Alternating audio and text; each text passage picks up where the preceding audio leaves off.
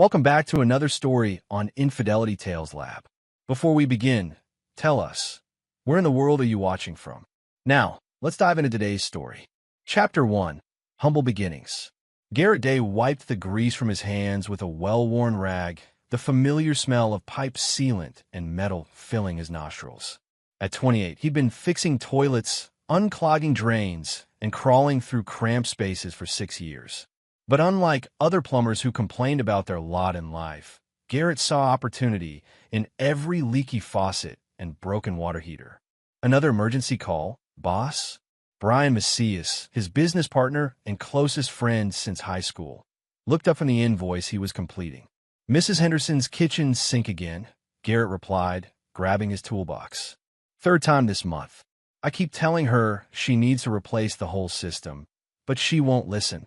What Mrs. Henderson didn't know, what nobody knew, was that Garrett Day wasn't just any plumber. Every emergency call, every weekend job, every dollar earned went straight into his real passion, studying business, investing, and quietly building something bigger. 3 years earlier, while fixing pipes at Riverside Community College, Garrett had met Sonia Whitman. She was everything he wasn't supposed to have: beautiful, intelligent, from a wealthy family that traced their lineage back to the city's founding fathers. Sonia was studying literature, planning to be a teacher, when she literally ran into Garrett in the hallway, sending his tools clattering across the floor. "I'm so sorry," she gasped, helping him collect wrenches and pipe cutters. Most college girls would have walked away after a polite apology, but Sonia stayed. She asked about his work, listened when he explained the intricacies of the building's century-old plumbing system, and seemed genuinely impressed by his knowledge. Their first date was at a small diner where Garrett insisted on paying, despite Sonia's protests. He learned she drove a BMW her father had bought her for her 20th birthday, lived in a penthouse apartment overlooking the harbor, and had never worried about money a day in her life. She learned he worked 16-hour days, sent half his earnings to his widowed mother in Ohio, and had dreams that extended far beyond fixing pipes. "You're different from other guys I've dated," Sonia had said that night, her green eyes reflecting the diner's neon lights. "How so?" "You actually listen. And you're real. No pretense, no games." What Sonia didn't know was that Garrett had been studying her family for months before their accidental meeting. Reginald Whitman owned Whitman Industries, a mid-sized construction and development company that had been struggling for years. Garrett had done extensive research, knew their contracts, their debts, their weaknesses. Meeting Sonia hadn't been chance, it had been strategy. But somewhere between their first kiss and his marriage proposal 2 years later, strategy had become something more. Garrett genuinely loved Sonia, even as he continued building his secret empire, one calculated move at a time. The wedding had been a small affair at Sonia's insistence. Reginald Whitman had made his disapproval clear from the beginning, referring to Garrett as the help and questioning what his daughter could possibly see in a man who works with his hands. But Sonia had stood firm, and they'd married in a simple ceremony at the courthouse, with only Brian and Sonia's younger brother Kent as witnesses. Now, 6 months into their marriage, Garrett continued his double life. By day, he was the humble plumber who fixed rich people's toilets. By night, he studied market trends, analyzed real estate investments, and slowly, methodically, positioned himself to strike. "Garrett," Brian said, interrupting his thoughts. "You sure about tonight? Family dinners with the Whitmans can't be easy." Garrett smiled, a cold expression that never reached his eyes when he thought about his father-in-law. "I'm looking forward to it, actually. It's been a long time coming." He loaded his truck and drove toward Mrs. Henderson's house, his mind already focused on the evening ahead. Tonight, at Reginald Whitman's monthly family dinner, Garrett would finally begin phase 1 of a plan 3 years in the making. The phone rang as he pulled into Mrs. Henderson's driveway. Sonia's voice was tense, almost apologetic. "Garrett, honey, about tonight. Dad's been drinking since lunch. Kent warned me he's in one of his moods. Maybe we should—" "We'll be there at 7, Garrett interrupted gently. "Don't worry about your father, Sonia. I can handle Reginald Whitman." Chapter 2, The Foundation. The Whitman family mansion sat on 5 acres of manicured grounds overlooking Crystal Bay It's colonial architecture meant to project old money and establish power. As Garrett pulled his work truck into the circular driveway, he noticed the subtle signs of decay that Reginald probably hoped no one would see. Peeling paint on the window trim, cracked mortar in the stone steps, brown patches in the otherwise perfect lawn where the irrigation system had failed. Sonia emerged from the passenger seat, smoothing her dress nervously. "Promise me you'll ignore whatever he says tonight. Dad's been under a lot of pressure at work." "I know about the Morrison contract," Garrett said quietly, watching his wife's face. "And the Hartley development deal falling through. Your father's company is hemorrhaging money."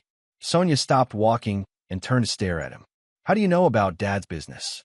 He never talks about work at dinner." "I make it my business to know things, Sonia. Information is power." Before she could respond, the front door opened to reveal Kent Whitman. At 25, Kent shared his sister's green eyes and blonde hair. But where Sonia had inherited her mother's gentle nature, Kent had gotten their father's sharp edges. He worked at Whitman Industries as vice president of operations, though everyone knew it was a nepotism appointment. "Garrett, Sonia," Kent nodded, his expression carefully neutral. Of all the Whitmans, Kent treated Garrett with the most respect, perhaps because he was the only one who knew how precarious the family's financial situation really was. They entered the dining room, where Reginald Whitman sat at the head of a mahogany table that could seat 12. At 58, Reginald still cut an imposing figure. Silver hair perfectly styled, expensive suit that couldn't quite hide his growing paunch, eyes that evaluated everyone and everything in terms of their usefulness to him. Well, Reginald said, not bothering to stand. "The plumber arrives. I was beginning to think you'd gotten lost in someone's septic system." "Dad," Sonia warned, but Reginald ignored her. "Sit down, both of you. Maria's made her famous pot roast, though I suppose you're more familiar with McDonald's." Garrett took his seat across from Kent, his expression pleasant and unbothered. He'd endured 6 months of these dinners, each one a masterclass in psychological warfare disguised as family bonding. But tonight would be different. "Actually, Mr. Whitman, I rarely eat fast food. I prefer quality over convenience."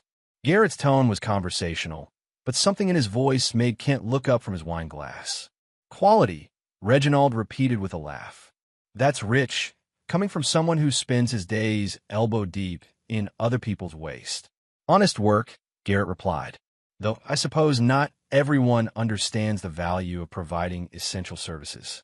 Speaking of which, how's the Morrison project going?" The question hung in the air like smoke. Reginald's face darkened, and Sonia shot Garrett a warning look. The Morrison contract, a $50 million government project to build low-income housing, had been Whitman Industries' last hope for financial salvation. They'd lost it 3 weeks ago to a competitor who'd submitted a bid that undercut them by 30%.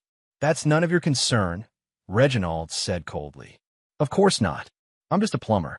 Garrett cut his pot roast with surgical precision. "Though I do hear things. My clients talk while I work. Mrs. Morrison mentioned something about cost overruns and missed deadlines on your previous projects." Kent's wine glass stopped halfway to his lips. Sonia's face had gone pale, and Reginald Whitman looked like he was about to explode. "What exactly are you implying?" "Nothing at all. Just making conversation."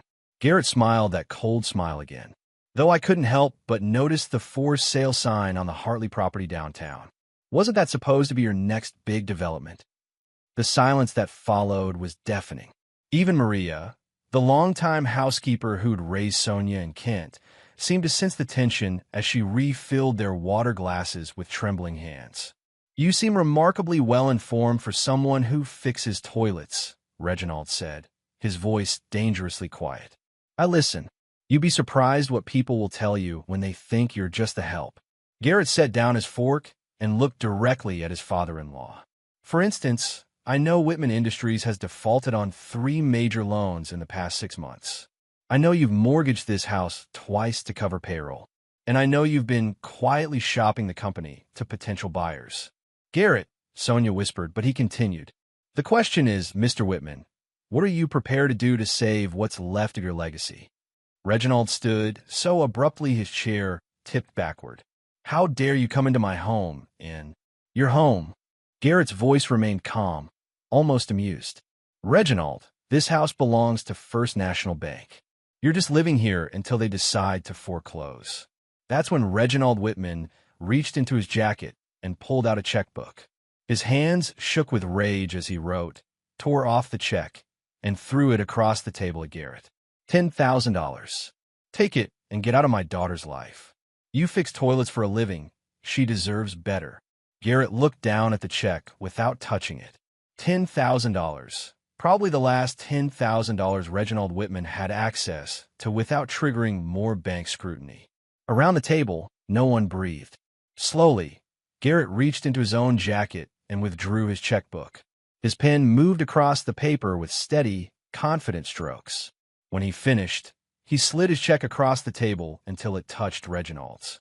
Here's $10 million, Garrett said quietly, for the controlling shares in your failing company. Now, get out of my place. The silence that followed was absolute. Reginald stared at the check, his face cycling through disbelief, confusion, and dawning horror. Kent leaned forward to read the numbers, his eyes widening. Sonia simply stared at her husband, as if she'd never seen him before. What is this? Reginald whispered. This is my restaurant, Garrett said, standing and straightening his work shirt. Lou Bernardine Dulac. I bought last month, along with 6 others in the city. Welcome to my world, Mr. Whitman. Chapter 3. The Revelation. The aftermath of Garrett's revelation hit the Whitman family like a controlled demolition. Reginald sat frozen, staring at the $10 million check as if it might dissolve into nothing. Ken had gone completely pale, recognizing the implications immediately. And Sonia looked between her husband and her father with an expression that combined shock, betrayal, and dawning understanding. This is impossible, Reginald finally managed. You're a plumber. I've had you investigated. You drive a 15-year-old pickup truck and live in a 2-bedroom apartment. All true, Garrett nodded. Excellent cover, don't you think? Though technically, I own the apartment building now. Bought it 6 months ago through a shell company. Your investigator probably didn't dig deep enough. Garrett, Sonia's voice was barely a whisper. What's going on? What is this? For the first time that evening, Garrett's expression softened as he looked at his wife. This is me finally being honest with you, Sonia, about who I am, what I've been building, and why I'm married into this family. Why you? Sonia stood abruptly, her chair scraping against the hardwood floor. You married me for my family's money. No. Garrett's response was immediate and firm. I married you because I love you. But I targeted your family because they represented everything wrong with this city's power structure. Old money, inherited privilege, and the arrogant assumption that working-class people exist solely to serve their betters. Kent found his voice first. How long have you been planning this? 3 years. Since the day I accidentally met your sister in that college hallway. Garrett pulled out his phone and showed them a photograph, a detailed dossier on the Whitman family, their business holdings, their debts, their vulnerabilities. I knew who Sonia was before she knew my name. You son of a bitch, Reginald snarled, but his voice lacked its earlier authority. The man who'd spent the evening insulting Garrett now looked like a deflated balloon. Perhaps, but I'm a son of a bitch with enough money to buy and sell you 10 times over. Garrett returned his phone to his pocket. The plumbing business was always just a front. Every job I took, every emergency call, every weekend I spent fixing pipes. It was all market research. I studied this city's infrastructure, identified the service gaps, and positioned myself to fill them. The restaurants, Kent said slowly, pieces of the puzzle clicking into place. How many do you own? 17 in this city, 43 across the state, plus a catering company, 3 food trucks, and a commercial kitchen supply business. Garrett's tone was matter-of-fact, as if he were discussing the weather. Next month, I'm opening my first location in Chicago. Sonia sank back in her chair, overwhelmed. All this time, you've been lying to me? Not lying, omitting. There's a difference. Garrett moved around the table and knelt beside his wife's chair. Sonia, everything between us is real. The way I feel about you, the life we're building together, none of that was an act. But this, she gestured at the chaos around them. This was always the plan? Phase 1 was always the plan, Garrett corrected. Establishing my financial position, gaining insider knowledge of your father's business practices, and waiting for the right moment to act. Act on what? Reginald's voice cracked like a whip. What exactly do you want from my family? Garrett stood and faced his father-in-law directly. I want justice, Reginald. For every worker you've cheated, every subcontractor you've stiffed, every corner you've cut that put people's lives at risk. I want you to face the consequences of 30 years of business practices that prioritize profit over people. You can't prove anything, can I? Garrett smiled that cold smile again. I've spent 3 years documenting everything. Every bribe you've paid to city inspectors, every safety violation you've covered up, every time you've used your family's political connections to avoid accountability.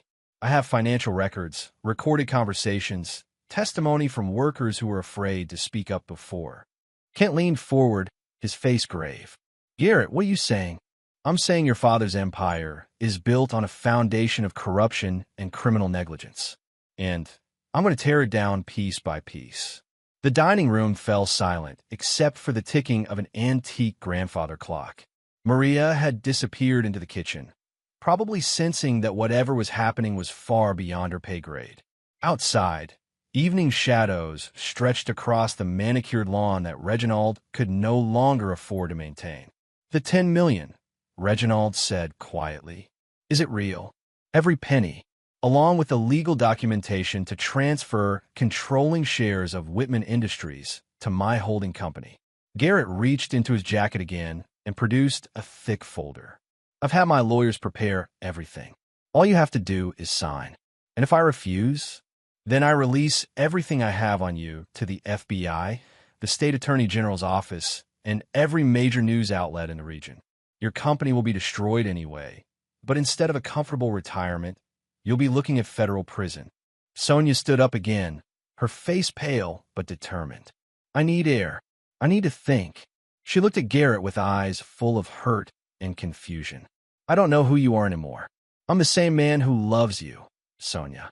Everything else is just business. She shook her head and walked out of the dining room, leaving the 3 men staring at each other across the wreckage of what had started as a family dinner. You've destroyed my family, Reginald said. No, Garrett replied. I've exposed what your family really is. There's a difference. Kent cleared his throat. What happens to the employees? To the people who work for us? It was the first time anyone had asked about the human cost, and Garrett felt a flicker of respect for his brother-in-law.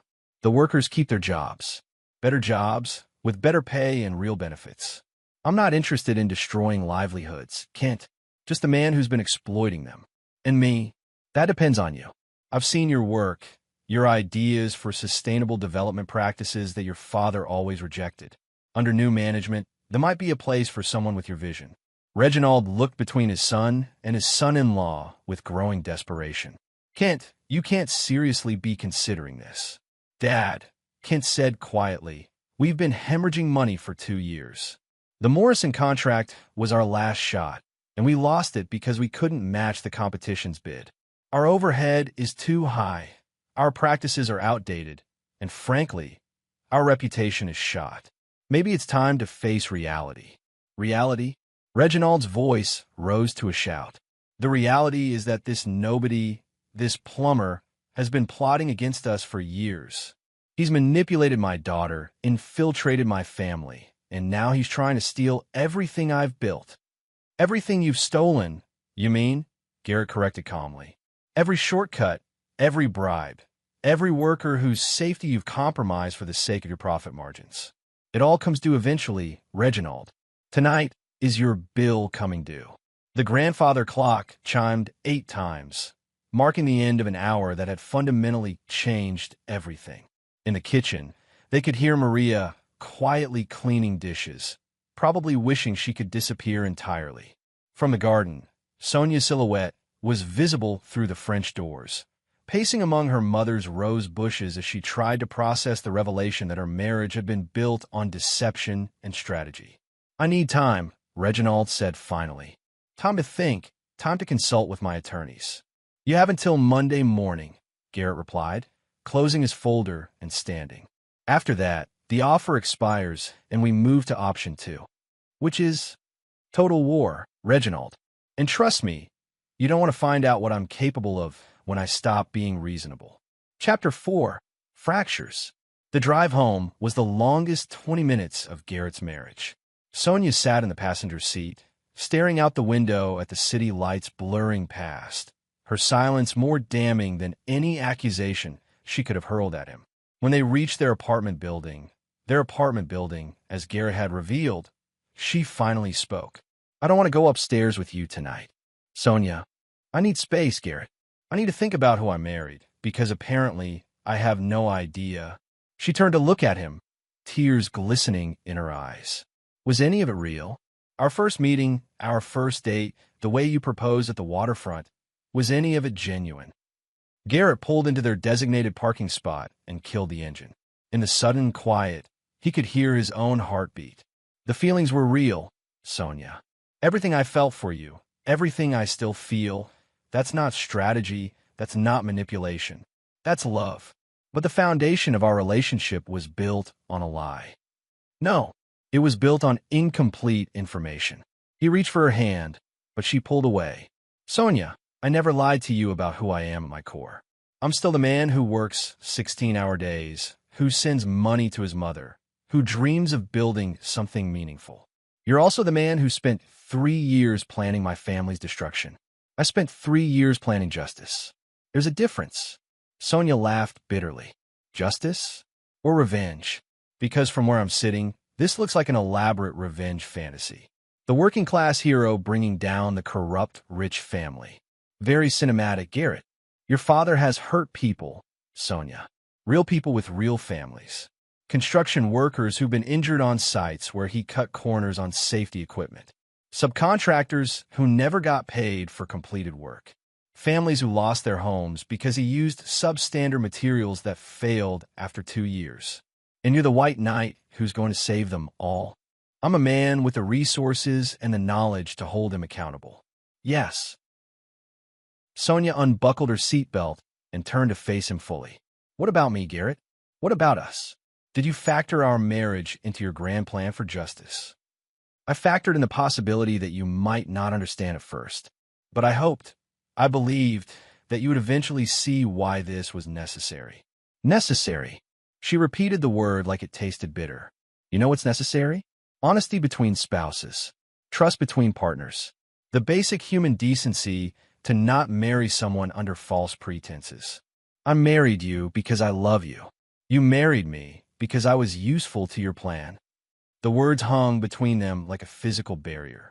In the distance, a siren wailed, police or ambulance, some other crisis playing out in the city while there's unfolded in the front seat of a pickup truck. I can't do this tonight, Sonia said finally. I'm going to stay with Kent. He has questions too, and frankly, I think we need to compare notes about what else you might not have told us.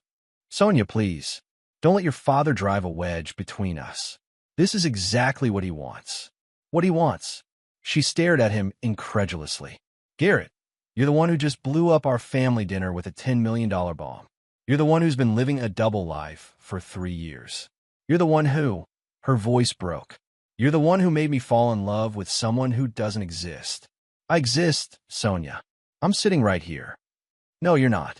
The Garrett I married was humble, honest, someone who valued hard work over manipulation.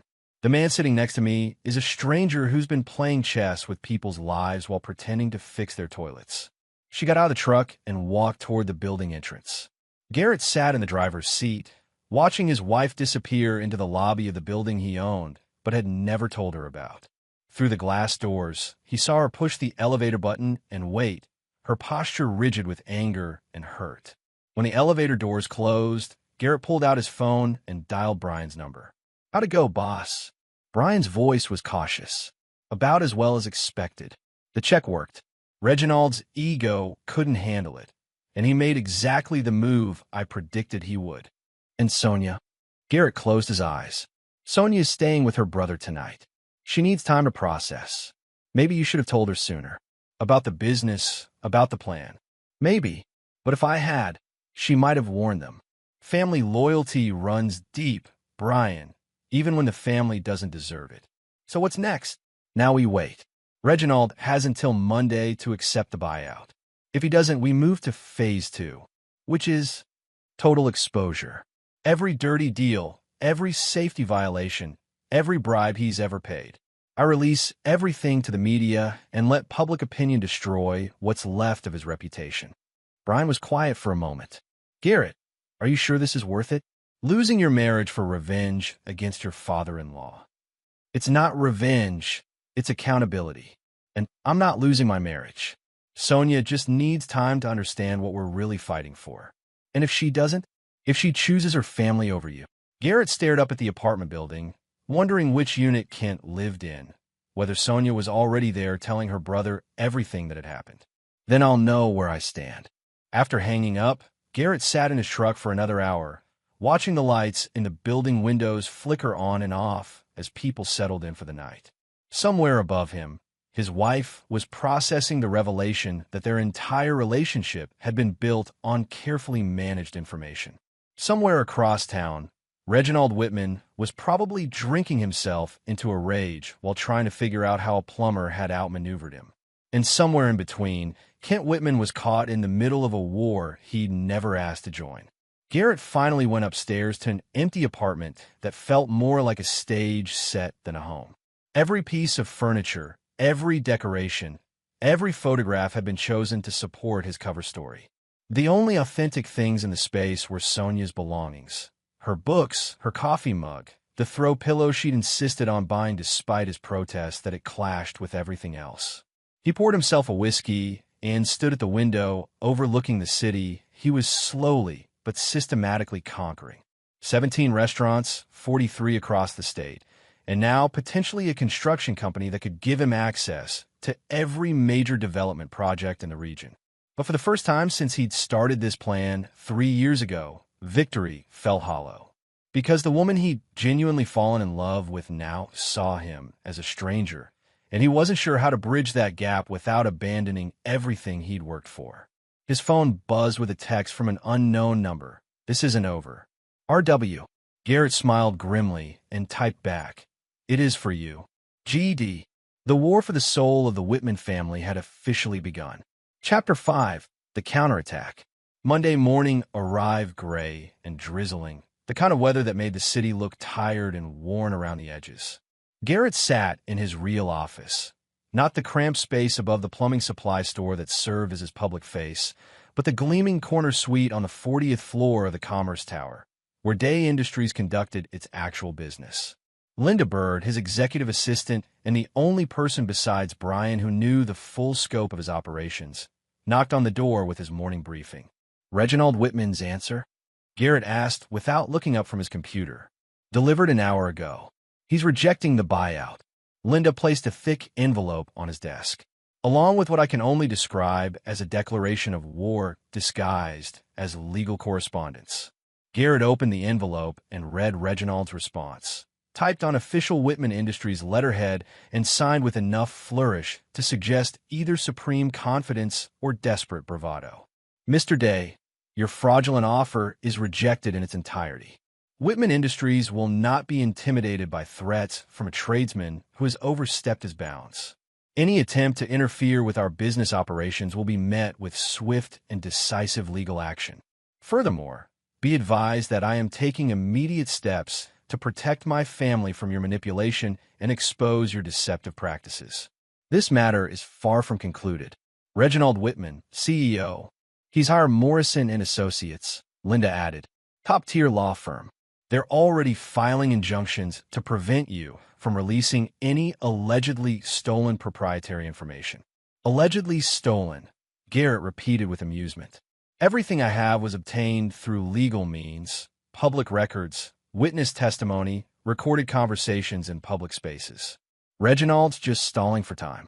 What's he hoping to accomplish? He's trying to turn this into a public relations war, paint himself as the victim of a vindictive employee with a grudge."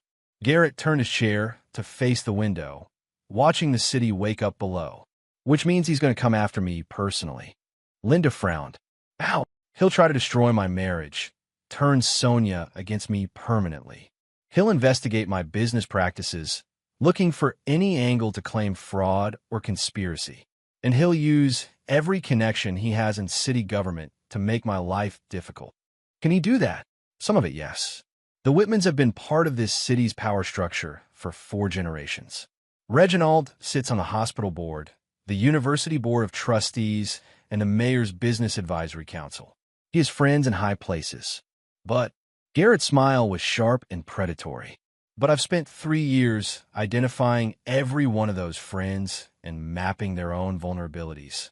If Reginald wants to play hardball, we'll show him what real power looks like.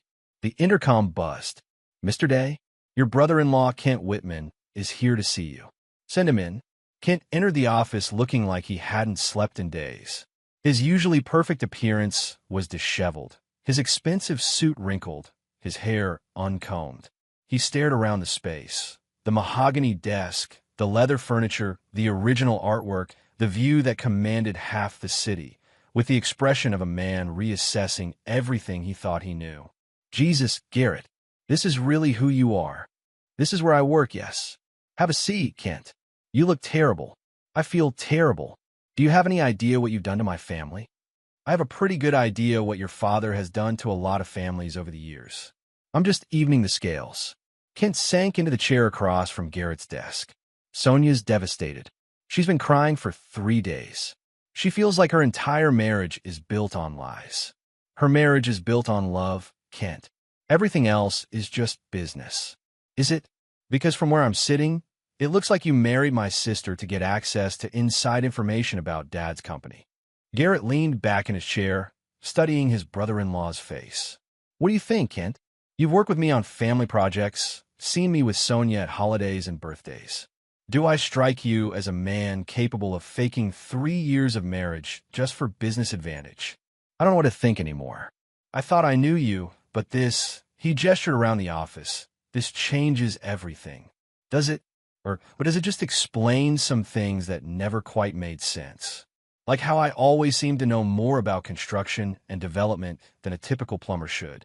Like how I could afford to take Sonia on expensive vacations despite supposedly living paycheck to paycheck."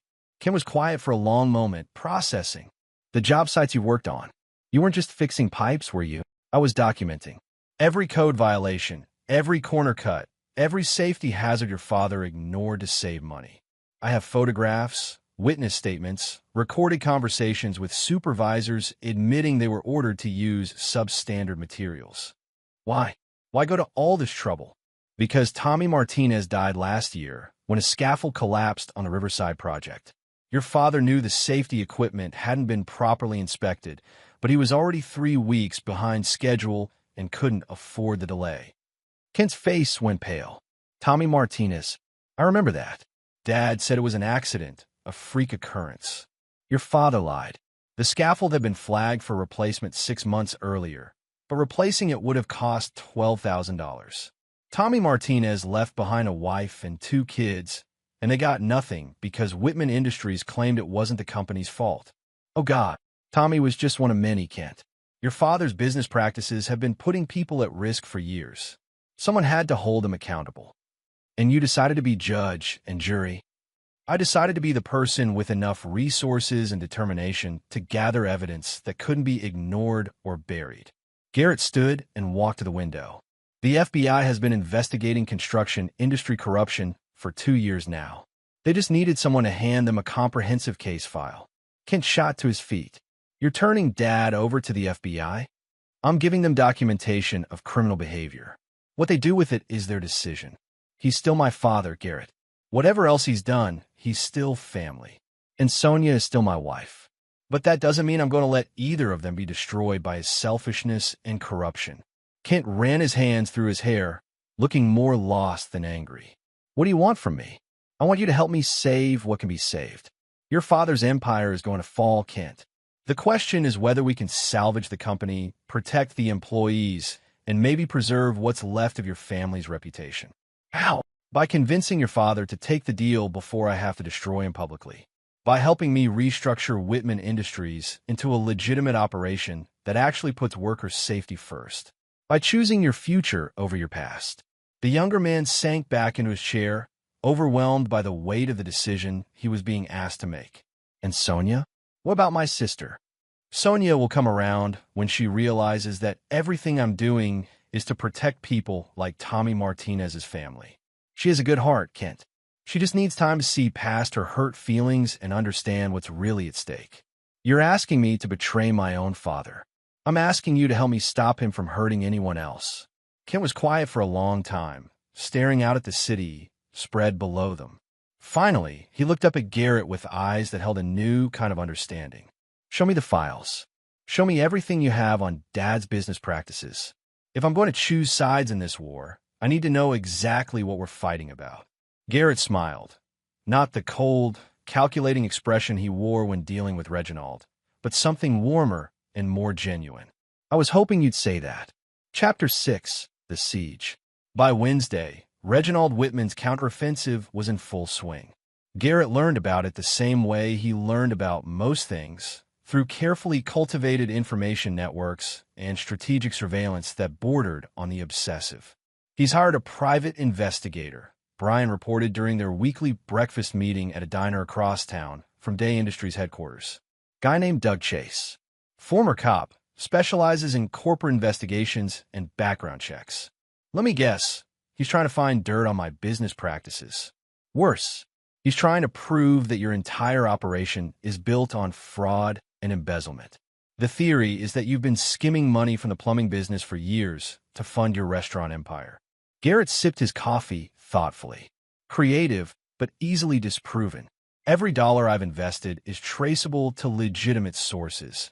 My plumbing contracts, real estate investments, and business loans secured with documented collateral. Yeah, but he's not just looking at your finances. He's interviewing your former clients, trying to find someone who'll claim you overcharged them or did unnecessary work. He's also digging into your personal life, talking to people from your hometown in Ohio. What's he finding there? Your high school teachers remember you as brilliant but ruthless. Your track coach said you were the kind of kid who'd study game film for hours to find an opponent's weakness.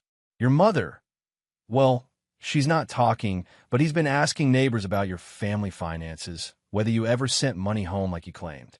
Garrett's jaw tightened. His mother was the one truly innocent party in all of this, and the idea of some private investigator harassing her felt like a line being crossed. What about Sonia? Still staying with Kent. But Chase has been asking around her work, her college friends, try to build a timeline of your relationship. He's looking for evidence that you targeted her specifically, that the whole relationship was premeditated. It was premeditated. I've never claimed otherwise. Yeah, but there's a difference between strategic positioning and fraud. If he can prove you lied about your financial situation to obtain credit or business licenses, he might have grounds for criminal charges. Garrett's phone buzzed with a text from Linda. Emergency meeting. Your office. Now. I have to go, Garrett told Brian. Keep monitoring Chase's investigation and start quietly documenting everything he does. If he crosses any legal lines, I want proof. Back at Commerce Tower, Linda was pacing his office with barely controlled anxiety. We have a problem. 3 of your restaurant suppliers received visits from city health inspectors this morning.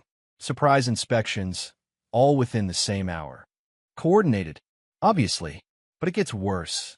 The health department also announced they're launching a comprehensive review of all food service businesses owned by Day Industries. Every restaurant, every food truck, every catering contract. That's going to take months and cost us a fortune in compliance preparation, which is exactly the point. Reginald's trying to tie up your resources and damage your reputation while he figures out his next move. Garrett sat behind his desk and pulled up his files on city government officials. Who's the current health department director? Alan Blackburn. He's been in the position for 8 years. And his background? Linda consulted her tablet. Former restaurant inspector who worked his way up through the bureaucracy. Clean record, no obvious financial problems. Generally considered competent and fair. Everyone has pressure points. Linda, find his. Already on it. Blackburn's daughter is a senior at City University, studying pre-med. Expensive program, and she's applying to medical schools next year. His salary is comfortable, but not lavish. He's probably feeling financial pressure. Scholarships? Student loans? Both. But medical school is still going to cost a fortune, and his daughter's grades are good, but not exceptional. She'll need every advantage she can get. Garrett smiled grimly. Set up a meeting with Blackburn. Tell him I want to discuss expanding Day Industries' internship program to include partnerships with local universities, specifically pre-med students interested in food safety and public health. You going to buy him off? I'm going to give him something his daughter needs while making it clear that I understand exactly how vulnerable his family's financial situation is. That's not bribery. That's strategic philanthropy. And if he refuses to back off, then we escalate. I have files on every city council member, every department head, every judge who might get involved in this fight. Reginald thinks he can use his political connections against me, but he doesn't understand how thoroughly I've mapped this city's power structure. Linda nodded and headed for the door, then turned back. Garrett, what about Sonia? Kent says she's talking about hiring her own divorce attorney. The words hit Garrett like a physical blow, even though he'd been expecting them. Let her. If she wants out of this marriage, I won't fight her on it. But if she divorces you now, it'll look like she's choosing her family over you. That gives Reginald a huge public relations victory. Sonia's happiness is more important than my public relations problems. Is it? Because from where I'm sitting, you've spent 3 years sacrificing everything else for this plan. Your privacy, your relationships, even your mental health. Are you really going to let Reginald Whitman destroy your marriage too? Garrett stared out his window at the city below. His city now, the place he'd conquered through careful planning and ruthless execution. But conquest felt meaningless if he was going to be ruling alone. Schedule a meeting with Sonia, he said finally. Not at Kent's place, somewhere neutral. Tell her I need to explain some things she doesn't understand yet. And if she refuses, then I'll know where I stand. After Linda left, Garrett sat alone in his office, surrounded by the trappings of success that had cost him everything that mattered. Outside, the city hummed with afternoon activity, people going about their lives, unaware that a war was being fought in boardrooms and backrooms that would ultimately determine who controlled their economic future. His phone rang. The caller ID showed Kent's number. Garrett, we need to talk. Dad's planning something big, and I think you need to know about it. I'm listening. He's calling in every favor he has. City council, police chief, the mayor's office. He's trying to build a coalition to destroy your business empire before you can destroy his. What kind of coalition? The kind that can make your life hell through selective enforcement of regulations, mysterious tax audits, and permit delays that stretch on indefinitely. He's also talking about filing a civil suit claiming you obtained proprietary information through illegal surveillance. Did he say anything about Sonia? Kent's voice was quiet when he answered.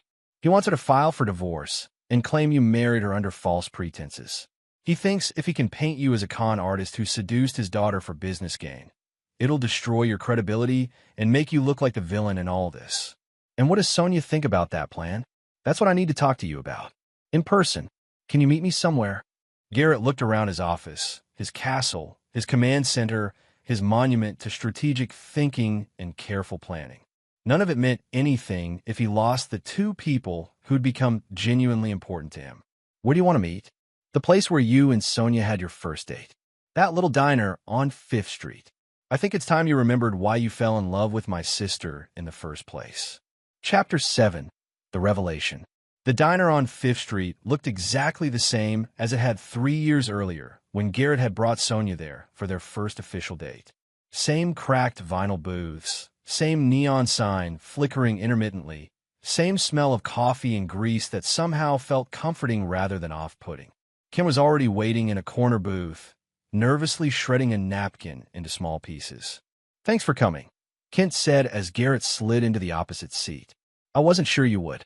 You said it was about Sonia. That makes it important. Before we get to that, I need to tell you something. I've been going through Dad's files, the ones you showed me. The safety violations, the bribery, the corner cutting, it's all real. Worse than I thought, actually. Garrett studied his brother-in-law's face. You sound surprised. I guess part of me wanted to believe that you were exaggerating, that maybe Dad had made some mistakes, but wasn't actually what you said he was. Kent's voice was heavy with disappointment. But I found purchase orders for the substandard materials used on the Riverside project. I found emails where Dad explicitly told supervisors to ignore safety inspections. I found the payment to City Inspector Ted Alvarez to overlook the scaffold problems. $12,000. Paid through a shell company to avoid creating a paper trail. Kent looked up at Garrett with something approaching awe. How did you find all this? I told you. I make it my business to know things. Information is power, and power is the only thing men like your father understand. Sonia doesn't know about any of this. She still thinks you are just trying to destroy Dad out of some kind of working-class resentment. And what do you think? Kent was quiet for a moment, staring at his shredded napkin. I think you're trying to save people from getting hurt the way Tommy Martinez got hurt. I think maybe you're the only person with enough evidence and resources to actually hold him accountable. But I also think you're destroying my family in the process. And I'm not sure Sonia is ever going to forgive you for the way you've handled this. The waitress approached their table, the same tired-looking woman who'd served Garrett and Sonia on their first date. She didn't recognize him, which somehow felt appropriate. Coffee for both of us, Kent said, and maybe some privacy. After she left, Kent leaned forward intently. Sonia's meeting with a divorce attorney tomorrow. She's convinced that your entire relationship was a lie designed to give you access to our family's business information. I can't change how she feels about that. Can't you? Or won't you? Kent's voice carried a note of frustration. Garrett, my sister is in love with you. Anyone who's seen you two together can tell that. But she's also hurt and confused and convinced that the man she married doesn't actually exist. He exists. He's sitting right here. No, he's not. The man sitting here is the CEO of Day Industries, the strategic mastermind who spent 3 years planning my father's downfall. That's not the man Sonia married. Then who did she marry? The guy who worked 16-hour days and still made time to help her grade papers. The guy who sent flowers to her classroom on random Tuesdays just because. The guy who learned to cook her favorite meal, even though he hated cooking. The guy who held her when she cried about her mom dying too young. Each example hit Garrett like a physical blow. Reminders of a simpler time when his relationship with Sonia hadn't been complicated by revenge plots and corporate warfare. Those things were real, Kent. They're still real. Are they? Because the man who did those things was supposedly a humble plumber who lived paycheck to paycheck. But you're not that man, are you? You never were. Garrett stared out the diner's window at the evening traffic, people heading home from work to families who didn't know their deepest secrets. I became that man. For a while, when I was with Sonia, I actually was that man. What changed? Your father. Every month at those family dinners, listening to him insult me, dismiss me, treat me like I was something he'd scraped off his shoe. It reminded me why I was really there, why I was really fighting for. Revenge. Justice, Garrett corrected. But maybe there's not as much difference between those things as I wanted to believe. The waitress returned with their coffee, and they sat in silence for several minutes. Outside, the sun was setting behind the city skyline, painting the windows of office buildings gold and red. There's something else, Kent said finally. Something you need to know before you make any more moves against Dad. I'm listening. He's not just trying to destroy your business. He's trying to have you arrested. Garrett's coffee cup stopped halfway to his lips. On what charges? Fraud, conspiracy, possibly even stalking. He's claiming that you've been conducting illegal surveillance on our family, that you obtained proprietary business information through deception, and that you married Sonia under false pretenses as part of a criminal conspiracy. That's ridiculous. Everything I've done has been legal. Has it? The recordings you made of conversations with Dad's employees, did you have their consent? The financial information you gathered about Whitman Industries, how exactly did you obtain that? The investigation into our family's personal lives. Where's the line between research and stalking? Garrett set down his coffee cup carefully. What are you saying? I'm saying that Dad's hired the best criminal defense attorney in the state, and they're building a case that might actually stick. Especially if they can convince Sonia to testify that you deceived her about your identity and financial situation to gain access to the family. Sonia wouldn't. Sonia's hurt and angry and convinced that her entire marriage is a lie. If Dad can frame this as you victimizing his innocent daughter as part of some elaborate con game, she might be willing to cooperate with prosecutors. The implications hit Garrett like a sledgehammer. Everything he'd built, everything he'd worked for, could be destroyed not by business competition or market forces, but by criminal charges that painted him as a predator who'd manipulated a vulnerable woman. How long do I have? Dad's meeting with the district attorney tomorrow morning. If they decide to move forward with charges, you could be arrested by the end of the week. Garrett's mind raced through his options. He could liquidate his assets and disappear. He had enough money to live comfortably anywhere in the world. He could fight the charges in court, but that would take years and cost millions, even if he ultimately won. Or he could. There's a third option, Kent said quietly, reading his expression. You could walk away, drop the whole thing with Dad, keep your business empire, and try to rebuild your marriage. Your father has blood on his hands, Kent. If I walk away, Tommy Martinez's death means nothing, and the next worker who gets killed because of corner-cutting dies for no reason. And if you go to prison, Tommy Martinez's death still means nothing, and you lose everything anyway. It was the impossible choice Garrett had been trying to avoid for 3 years. Justice versus personal happiness, accountability versus self-preservation. He'd always believed he could have both, that his careful planning and superior resources would let him destroy Reginald Whitman without paying a personal price. But sitting in a diner where he'd once been genuinely happy with a woman who now saw him as a stranger, Garrett finally understood the true cost of his war against the Whitman family. I need to talk to Sonia, he said finally, before she meets with that divorce attorney, before your father turns her into a witness against me. I need to explain why I did all this. She won't see you. I've tried. Then I'll make her see me, one way or another. Kent studied his face carefully. Garrett, what are you planning? Something your father isn't expecting. Something that might save us all, or destroy everything. The sun had fully set while they talked, and the diner's interior lights cast harsh shadows across the booth where Garrett had first fallen in love with Sonia Whitman.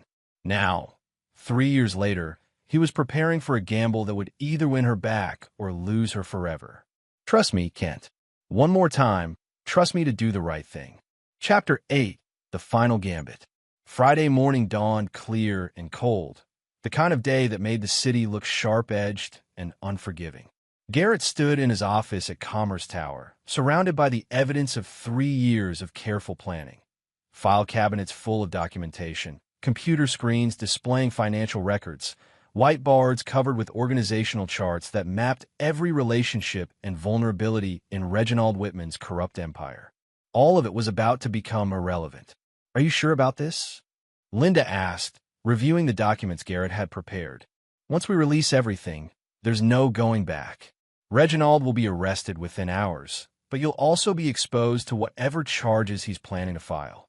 The charges won't stick if I'm the one who turns the evidence over to the FBI voluntarily, Garrett replied. It's harder to claim I obtained information illegally when I'm cooperating with federal investigators. And if Sonia still divorces you? If she can't forgive what you've done? Garrett was quiet for a moment, staring out at the city that had become his kingdom. Then at least Tommy Martinez's death will mean something.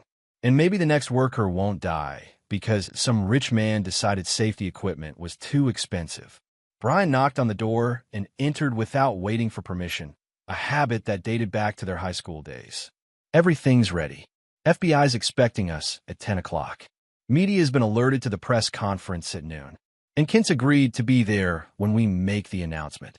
What about Sonia? Still meeting with the divorce attorney this morning. But Kent thinks she might be willing to listen if you can prove that everything you did was really about protecting people, not destroying her family for personal reasons. It was always about both, Garrett admitted. I wanted justice for the workers Reginald had hurt, but I also wanted to see him brought down for the way he treated me, the way he dismissed everyone he considered beneath him. Nothing wrong with that, boss. Sometimes the right thing to do and the personally satisfying thing to do are the same thing. Garrett's phone buzzed with an incoming call from an unknown number. He almost ignored it, then decided to answer. Mr. Day, this is District Attorney Mercedes Holmes. I believe you know why I'm calling. I assume it's about the charges Reginald Whitman wants you to file against me. Among other things, I'd like you to come in for questioning this afternoon. You're not under arrest, but I strongly advise you to bring an attorney. That won't be necessary. I'm planning to turn myself in to federal authorities this morning. Silence on the other end of the line. Then, excuse me, I have evidence of extensive criminal activity by Whitman Industries, safety violations that resulted in worker deaths, bribery of city officials, fraud in government contracting. I'm delivering everything to the FBI at 10 o'clock. Mr. Day, if you have evidence of criminal activity, why didn't you come forward sooner?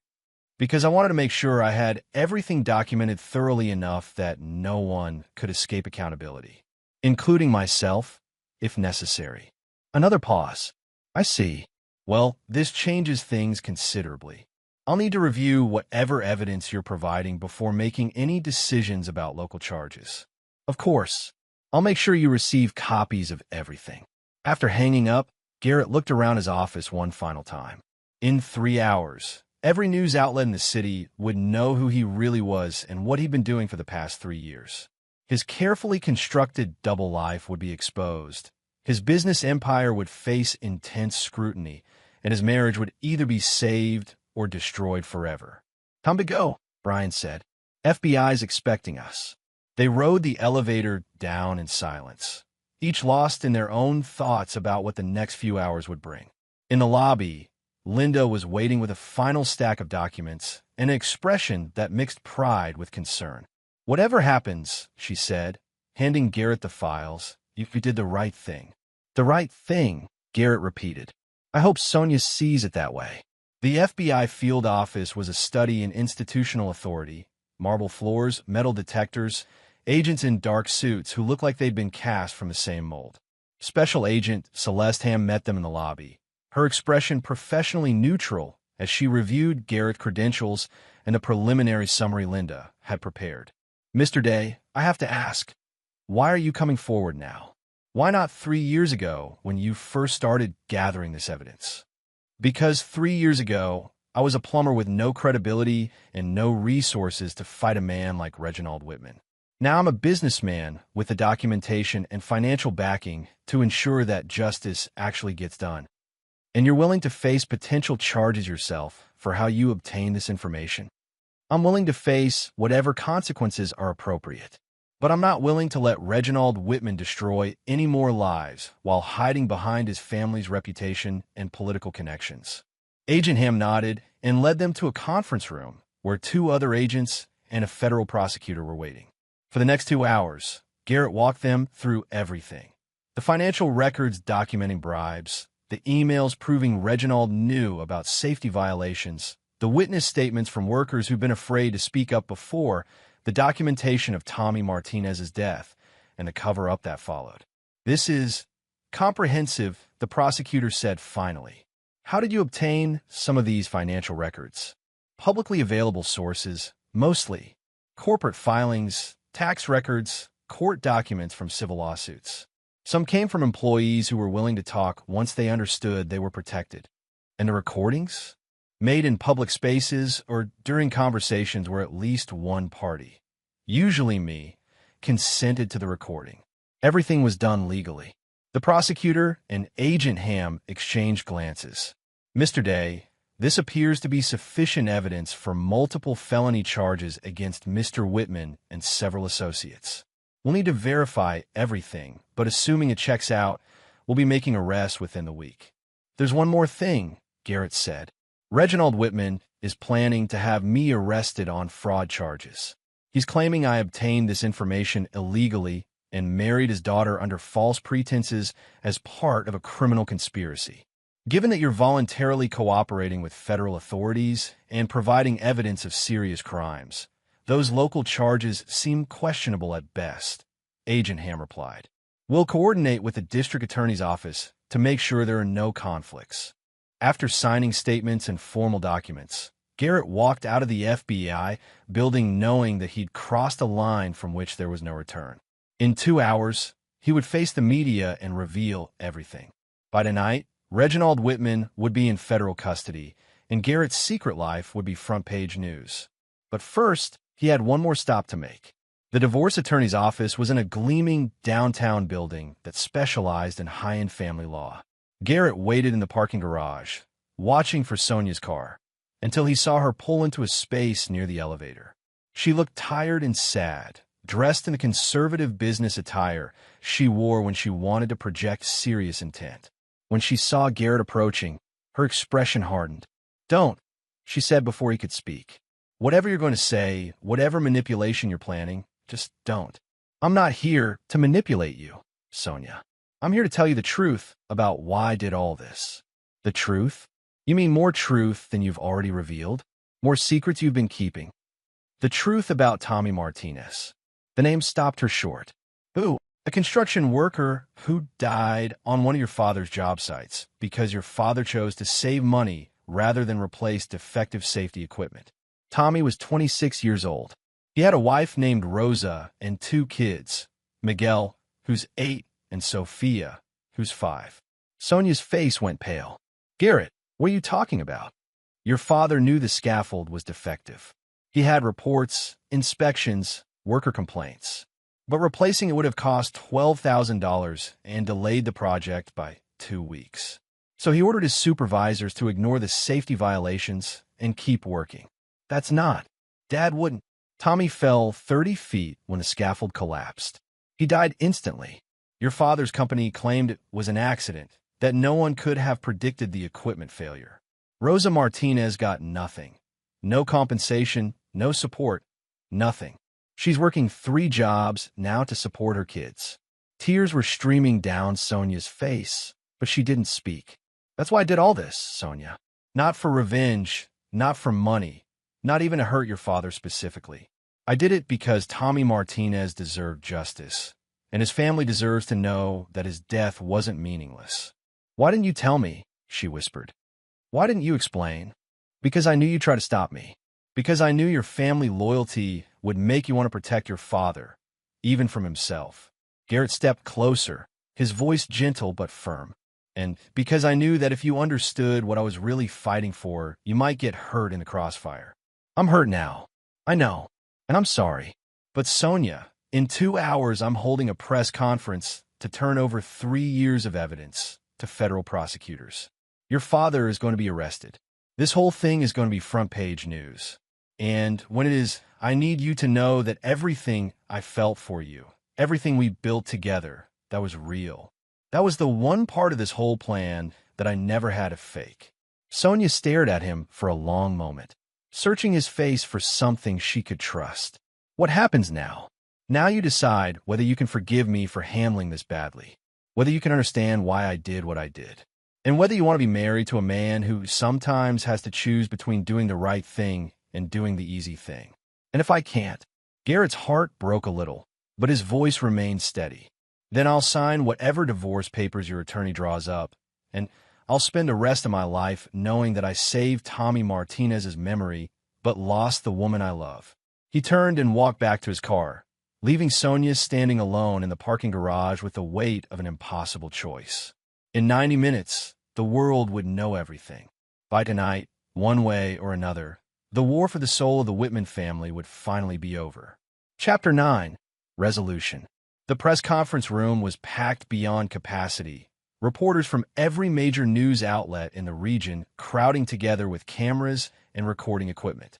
Garrett stood at the podium, flanked by FBI Agent Ham and federal prosecutor Isaac Valenzuela, facing a sea of faces that ranged from skeptical to openly hostile.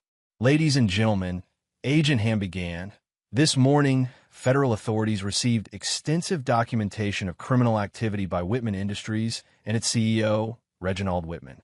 The evidence was provided voluntarily by Mr. Garrett Day, who has been conducting a 3-year investigation into safety violations and corruption in the local construction industry." A murmur ran through the crowd. In the back of the room, Garrett spotted several city officials looking uncomfortable, probably wondering how much of their own corruption was about to be exposed. Mr. Day will now explain how and why he gathered this evidence. Garrett stepped to the podium, looking out at the crowd of reporters who would soon be telling his story to the entire city. In the third row, he saw Kent Whitman sitting with a grim expression, supporting his brother-in-law despite everything. 3 years ago, Garrett began.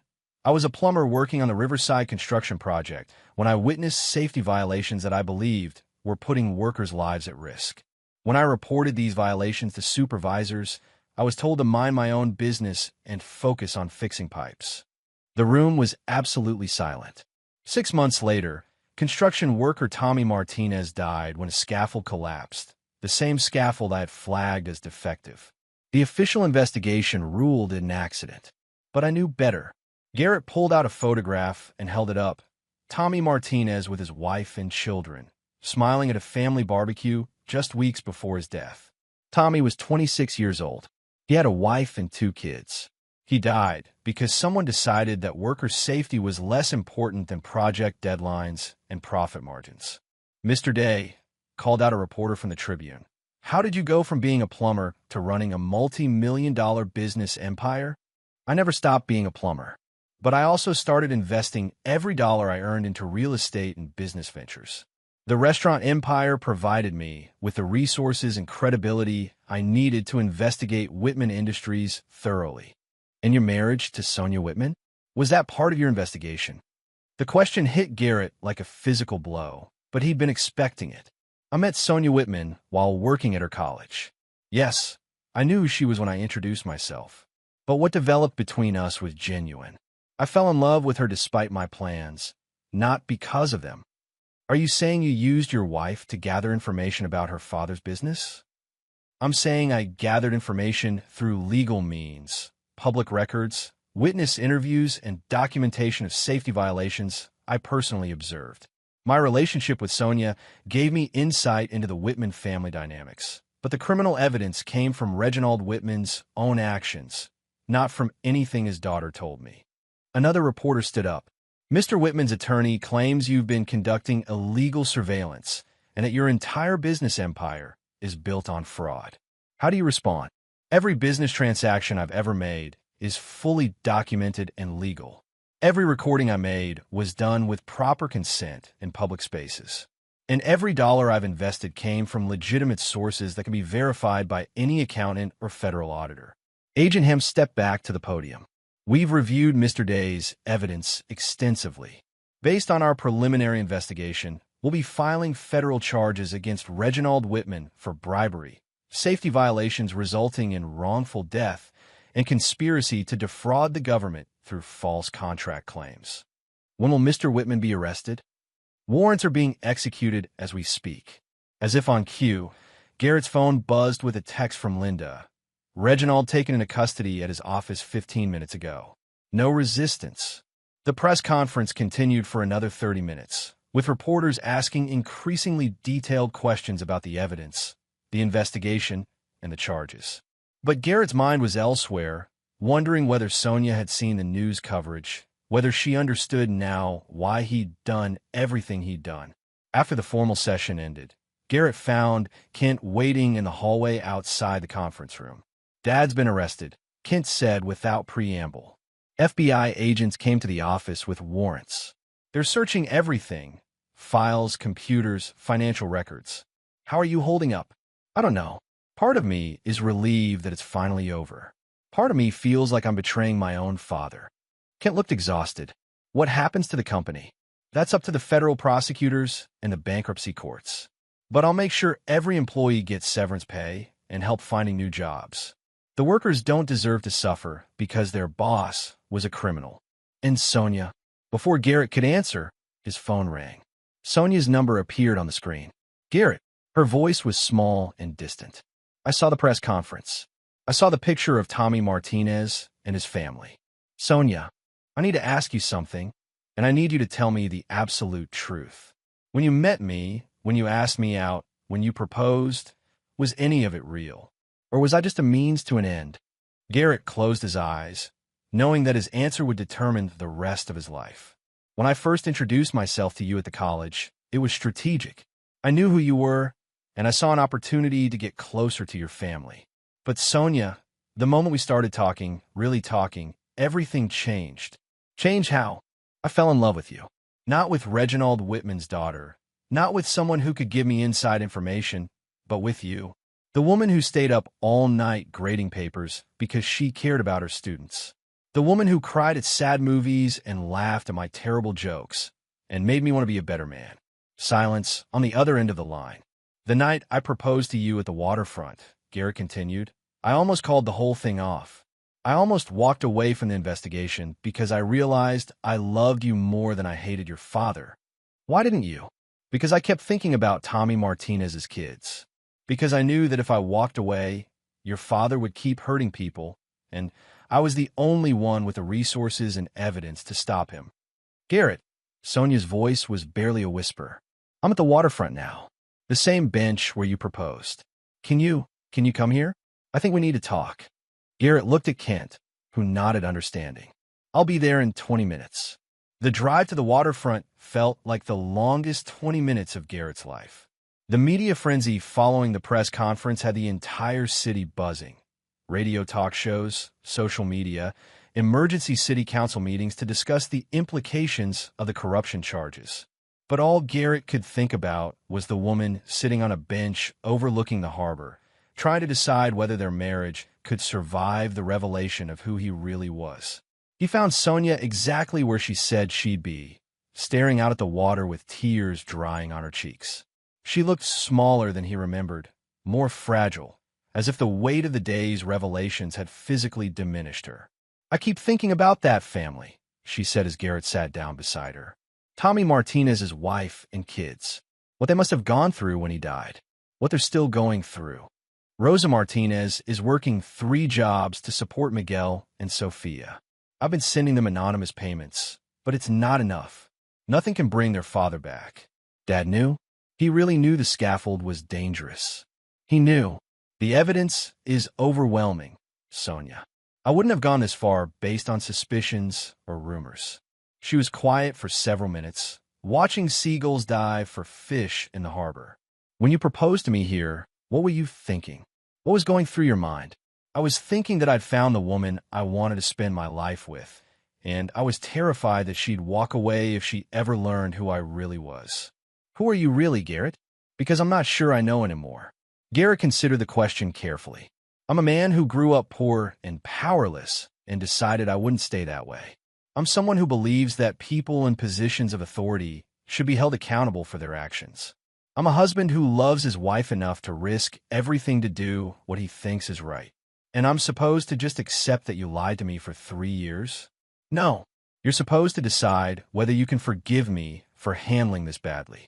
Whether you can understand why I felt like I had to fight this battle, even if it meant keeping secrets from you. Sonia turned to look at him directly for the first time since he'd arrived. If you had told me the truth from the beginning, what would have happened?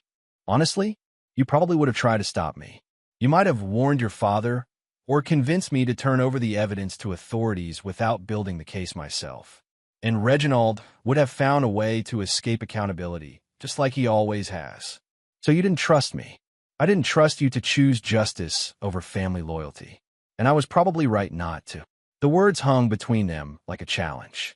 Sonia stood up and walked to the railing overlooking the water, her hands gripping the metal so tightly her knuckles went white. My father is going to prison, she said. Probably yes. Because of you. Because of his own choices. I just made sure those choices had consequences. She turned back to him, her eyes blazing with an emotion that might have been anger or admiration or both. Do you have any idea what this is going to do to our family? The shame, the scandal, the financial ruin? I have some idea, but I also know what it means for Tommy Martinez's family, and for every worker who won't die in the future because someone was willing to hold your father accountable. You really believe that, don't you? That you're some kind of avenging angel, bringing justice to the corrupt powerful. I believe that someone had to do it, and I was the only one with the resources and determination to see it through. Sonia walked back to the bench and sat down, this time close enough that their shoulders almost touched. When I married you, I thought I was marrying the most honest man I'd ever met. Someone who was I'm sorry I disappointed you. That's not what I said.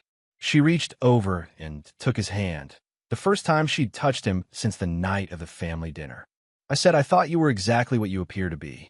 But maybe what you appear to be, someone who worked hard, who cared about other people, who was willing to stand up for what's right. Maybe that's exactly who you are. Garrett felt something that might have been hope stirring in his chest. Sonia, I'm not saying I forgive you. I'm not saying this doesn't change everything between us. But I'm saying that maybe I understand why you did it. And maybe, eventually, I can learn to trust you again. They sat in silence for several minutes, watching the sun set over the harbor where Garrett had proposed 3 years earlier with genuine love, but mixed motives. The city spread out behind them, its lights beginning to twinkle in the gathering darkness.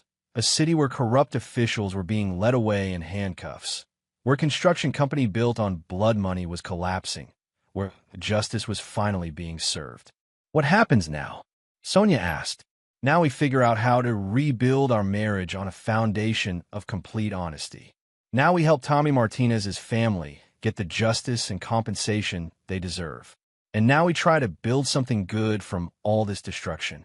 And your business empire? Still legal, still profitable, still growing. The only difference is that now everyone knows who I really am. The plumber who conquered a city. The plumber who fell in love with a teacher and decided to fight for something bigger than himself. Sonia squeezed his hand tighter. I love you, Garrett Day. But if you ever lie to me again, if you ever keep secrets this big from me again, I'll leave you and take half of everything you own. Garrett smiled. Not the cold, calculating expression he wore in business meetings, but the genuine warmth he reserved for the woman who'd somehow seen past his deception to the man underneath. Deal, he said, but I should probably mention that I'm thinking about running for mayor next year. Sonia stared at him in shock for a moment, then burst out laughing. You're serious, aren't you? This city needs someone who understands what it's like to work for a living. Someone who won't be bought off by corrupt businessmen or intimidated by old money families. Someone like you. Someone exactly like me. As they walked back to Garrett's truck, hand in hand for the first time in weeks, Sonia asked one final question. What would you have done if I'd chosen to divorce you? If I couldn't forgive what you'd done? Garrett considered his answer carefully. I would have signed the papers, given you whatever settlement you wanted, and spent the rest of my life knowing that I'd done the right thing for all the wrong reasons. And now I get to do the right thing for the right reasons, with the woman I love beside me. 6 months later, Reginald Whitman was sentenced to 12 years in federal prison for bribery, conspiracy, and criminally negligent homicide in the death of Tommy Martinez.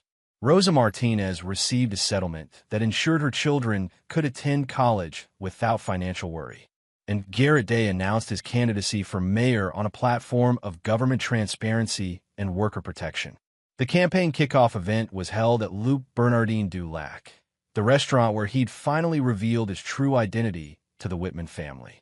Sonia stood beside him on the podium, no longer the naive teacher who'd fallen for a simple plumber, but a woman who understood that sometimes justice requires deception, that sometimes love means keeping dangerous secrets, and that sometimes the most honest thing you can do is admit you've been lying. My husband, she told the crowd of supporters and reporters, is not a perfect man, but he's a good man who believes that power should serve people, not exploit them. And that's exactly the kind of leader this city needs. As applause filled the restaurant, Garrett looked out at the crowd and saw faces he recognized. Former Whitman Industries employees who now worked for companies that prioritize safety, city officials who'd survived the corruption investigation by cooperating with federal authorities, reporters who'd helped expose the truth about the city's power structure. But mostly he saw Sonia, standing beside him not as a reluctant political spouse, but as a true partner who understood exactly who he was and had chosen to love him anyway.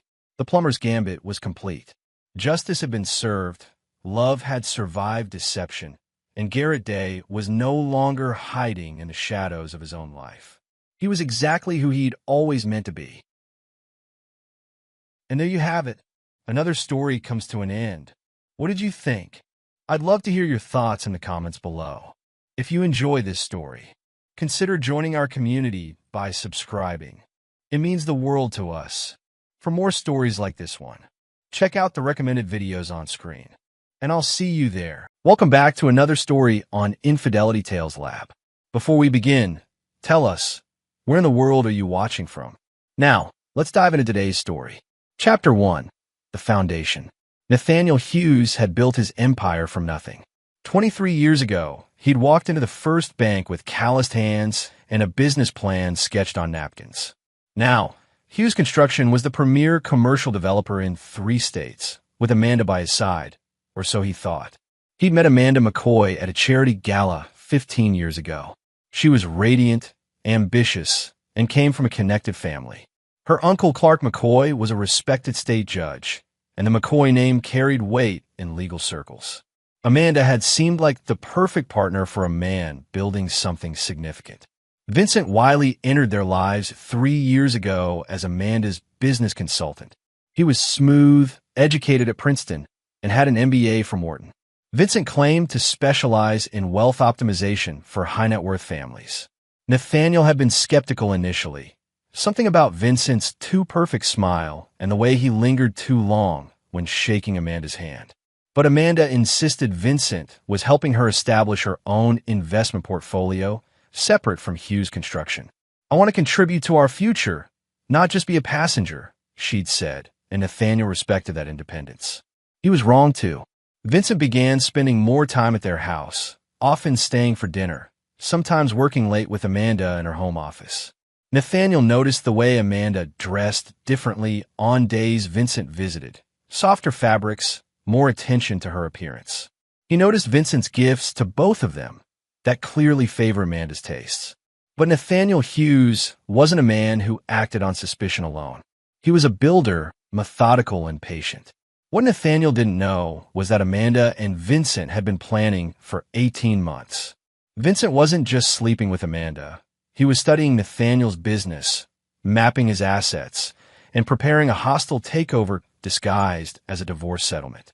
Amanda's uncle Clark had already agreed to expedite the proceedings and freeze Nathaniel's assets to protect the marital estate. The plan was elegant in its simplicity. Christmas Eve would provide the perfect distraction. Family traditions would keep Nathaniel occupied while Clark signed the preliminary orders.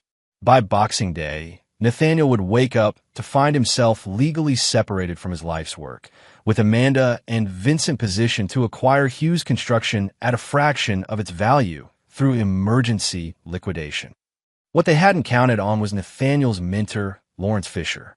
The retired federal judge had taken Nathaniel under his wing years ago, not just as a business advisor, but as a father figure. Lawrence had taught Nathaniel that in any war, information was the ultimate weapon. As Christmas Eve approached, Nathaniel felt the subtle changes in his household. Amanda's secretive phone calls, Vincent's increased presence, the way conversations stopped when he entered rooms. But Nathaniel Hughes had learned long ago that the most dangerous man is one who appears to suspect nothing while seeing everything. Chapter 2. The Discovery. Christmas Eve at the Hughes mansion was always a grand affair. Amanda insisted on maintaining appearances. Their annual dinner party for 40 guests, complete with a string quartet and enough prime rib to feed an army. Nathaniel moved through the evening playing his role perfectly. The successful businessman celebrating with his beautiful wife. Amanda wore red silk and diamonds, accepting compliments on her hosting skills with practiced grace. Vincent circulated among the guests, making connections, positioning himself as Amanda's partner in all but name. Judge Clark McCoy attended as family, regaling guests with stories of landmark cases while keeping an eye on his watch. At 9:47 p.m., Amanda approached Nathaniel with a concerned expression. "Honey, the lights in the garage went out. I think we tripped a breaker. Could you check? I don't want the catering staff stumbling around in the dark." Nathaniel nodded, kissing her cheek. Her perfume was different tonight, something Vincent had probably given her. He walked through the connecting hallway to the garage, flipping on his phone's flashlight as he approached the breaker box. That's when he saw them. 3 manila folders stacked beside his toolbox, clearly placed there recently. The top folder was labeled Hughes versus Hughes, Asset Freeze Order. Nathaniel's blood turned to ice as he opened it. The divorce petition was dated 2 weeks ago. Amanda was seeking not just half of everything, but full control of Hughes Construction, claiming Nathaniel was fiscally irresponsible and posed a flight risk with company assets. Clark McCoy's signature was already on a temporary restraining order preventing Nathaniel from accessing business accounts. The papers showed Vincent Wiley as Amanda's financial advisor and proposed interim manager of Hughes Construction. Nathaniel photographed every page with steady hands, his mind racing through implications. Then he heard voices from the kitchen, Amanda and Clark talking in hushed tones near the servants' entrance. Moving silently, Nathaniel positioned himself where he could observe through the cracked door. Amanda and Vincent stood close together, Vincent's hand on her lower back in a gesture of ownership. Clark raised a glass of Nathaniel's 30-year Macallan. "To new beginnings," Clark said. "By tomorrow night, Hughes Construction will be under new management." "And Nathaniel?" Amanda asked. "Will be so buried in legal complications he won't know which way is up," Vincent replied. "My people are already prepared to move on the emergency acquisition. We'll have controlling interest before he can hire competent counsel." Amanda laughed, a sound Nathaniel had once found beautiful. "Poor Nathan. He's so trusting. He never saw this coming." "Trust is a weakness in business," Vincent said, pulling Amanda closer. "Something I'll never be accused of." They kissed then, deep and familiar, while Clark McCoy watched with approval. Nathaniel stood in the darkness, feeling something fundamental shift inside him. The man who had built an empire through handshake deals and mutual respect was dying, replaced by something colder and infinitely more dangerous. Nathaniel slipped back through the garage and returned to the party. He found the actual trip breaker, caused by the kitchen staff overloading a circuit, and reset it. When he rejoined the festivities, his smile was perfect, his conversation engaging.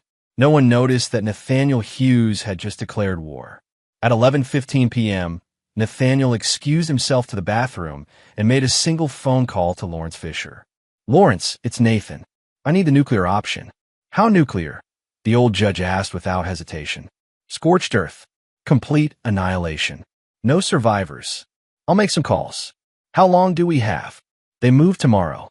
I need everything you've got on Clark McCoy by dawn." "Consider it done." "Nathan, yes. Remember what I taught you about war. That mercy is a luxury winners can afford, but losers never survive to regret." "Exactly. Good hunting." Chapter 3. The Countermove. Nathaniel left his house at 5:30 a.m. on Christmas morning, telling Amanda he needed to check on a job site. She barely looked up from her phone, probably texting Vincent. Nathaniel drove aimlessly for 3 hours, his mind processing Lawrence Fisher's intel. Clark McCoy wasn't just corrupt, he was sloppy. Lawrence's contacts in federal law enforcement had been building a file on Clark for 2 years. Fixed sentences for political allies, expedited rulings for campaign contributors, and a pattern of ethical violations that would make a career prosecutor salivate. But they'd never had enough evidence to move forward. Until now, Lawrence had spent Christmas Eve pulling favors and making promises. By dawn, he'd compiled a devastating dossier. Bank records showing payments from litigants who had won favorable rulings, photographs of Clark at a private club that illegally excluded minorities, recordings of him making crude jokes about defendants in his courtroom. But the crown jewel was Clark's relationship with Vincent Wiley. Vincent's consulting business was a shell company that had received $200,000 from Clark over 18 months. Payments disguised as legal research, but clearly kickback for steering wealthy clients toward prearranged divorce settlements. Amanda wasn't Vincent's first target. She was his fifth. Vincent specialized in seducing wives of successful businessmen, then partnering with Clark McCoy to orchestrate asset transfers through rigged divorce proceedings. But Lawrence Fisher had saved the best revelation for last. Vincent Wiley wasn't who he claimed to be. His real name was Vincent Walsh, and he was already married to Clark McCoy's daughter, Christina McCoy. The three of them had been running this scam for years, with Christina playing the understanding wife, while Vincent seduced Marks and Clark provided legal cover. Nathaniel felt something predatory stir in his chest. They'd chosen the wrong prey. When Nathaniel returned home at 9 a.m., Amanda was in the kitchen making coffee, still in her silk pajamas. She looked beautiful and treacherous in the morning light. "How was the job site?" she asked without real interest. "Fine. just checking the foundation work. Nathaniel poured himself coffee, studying his wife's face. The foundation is the most important part of any project. If it's compromised, everything built on top eventually collapses. Amanda nodded absently, scrolling through her phone. Probably more messages from Vincent.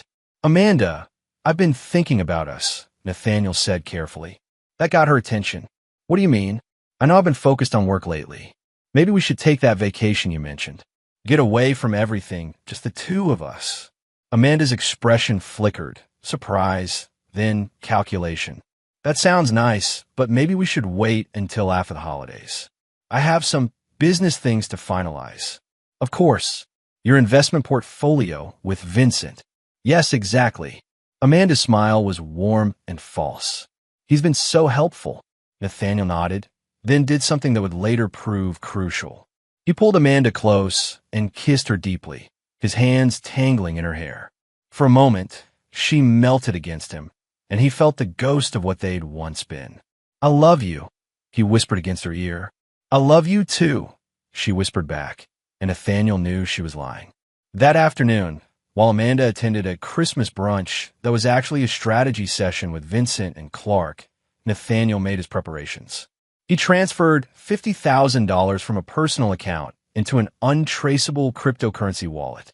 He created detailed digital files containing every piece of evidence Lawrence had provided. And he made 3 very specific phone calls. The first was to Santos Little, a private investigator who owed Nathaniel a significant favor. The second was to Corey Banks, a former military contractor who specialized in discrete solutions for complex problems. The third was to Perry Morrison, a journalist with the state's largest newspaper who'd been investigating judicial corruption for years. By evening, Nathaniel's phone buzzed with the first of what would become 43 missed calls. But he was already 2 hours into a long drive, with Amanda and Vincent's Christmas gifts sitting on his passenger seat. Gifts they'd never receive. The war had begun, and Nathaniel Hughes intended to win it absolutely. Chapter 4. The Trap is Set. When Nathaniel returned home on December 26th, the house felt different.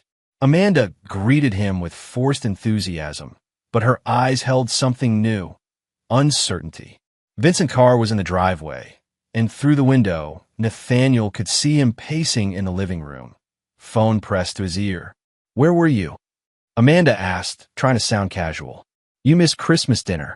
Needed time to think, Nathaniel replied, setting down his overnight bag. Christmas has a way of clarifying things. Vincent appeared in the doorway, his usually perfect composure cracked. Nathan, good to see you. Amanda was worried. Vincent, working on Christmas. Just some urgent client matters. Vincent's smile didn't reach his eyes. You know how it is. Nathaniel knew exactly how it was. Clark McCoy had been arrested at 6 a.m. by federal agents on charges of judicial corruption and racketeering. The news had broken 3 hours ago, sending shockwaves through the legal community. Without Clark's protection, Amanda and Vincent's entire plan had collapsed overnight. But Nathaniel wasn't finished. He was just getting started. Actually, Vincent, I'm glad you're here, Nathaniel said, settling into his leather chair with predatory calm. I've been reconsidering our arrangement. What arrangement? Vincent asked too quickly. Amanda's investment portfolio. I've decided to take a more active role in our finances.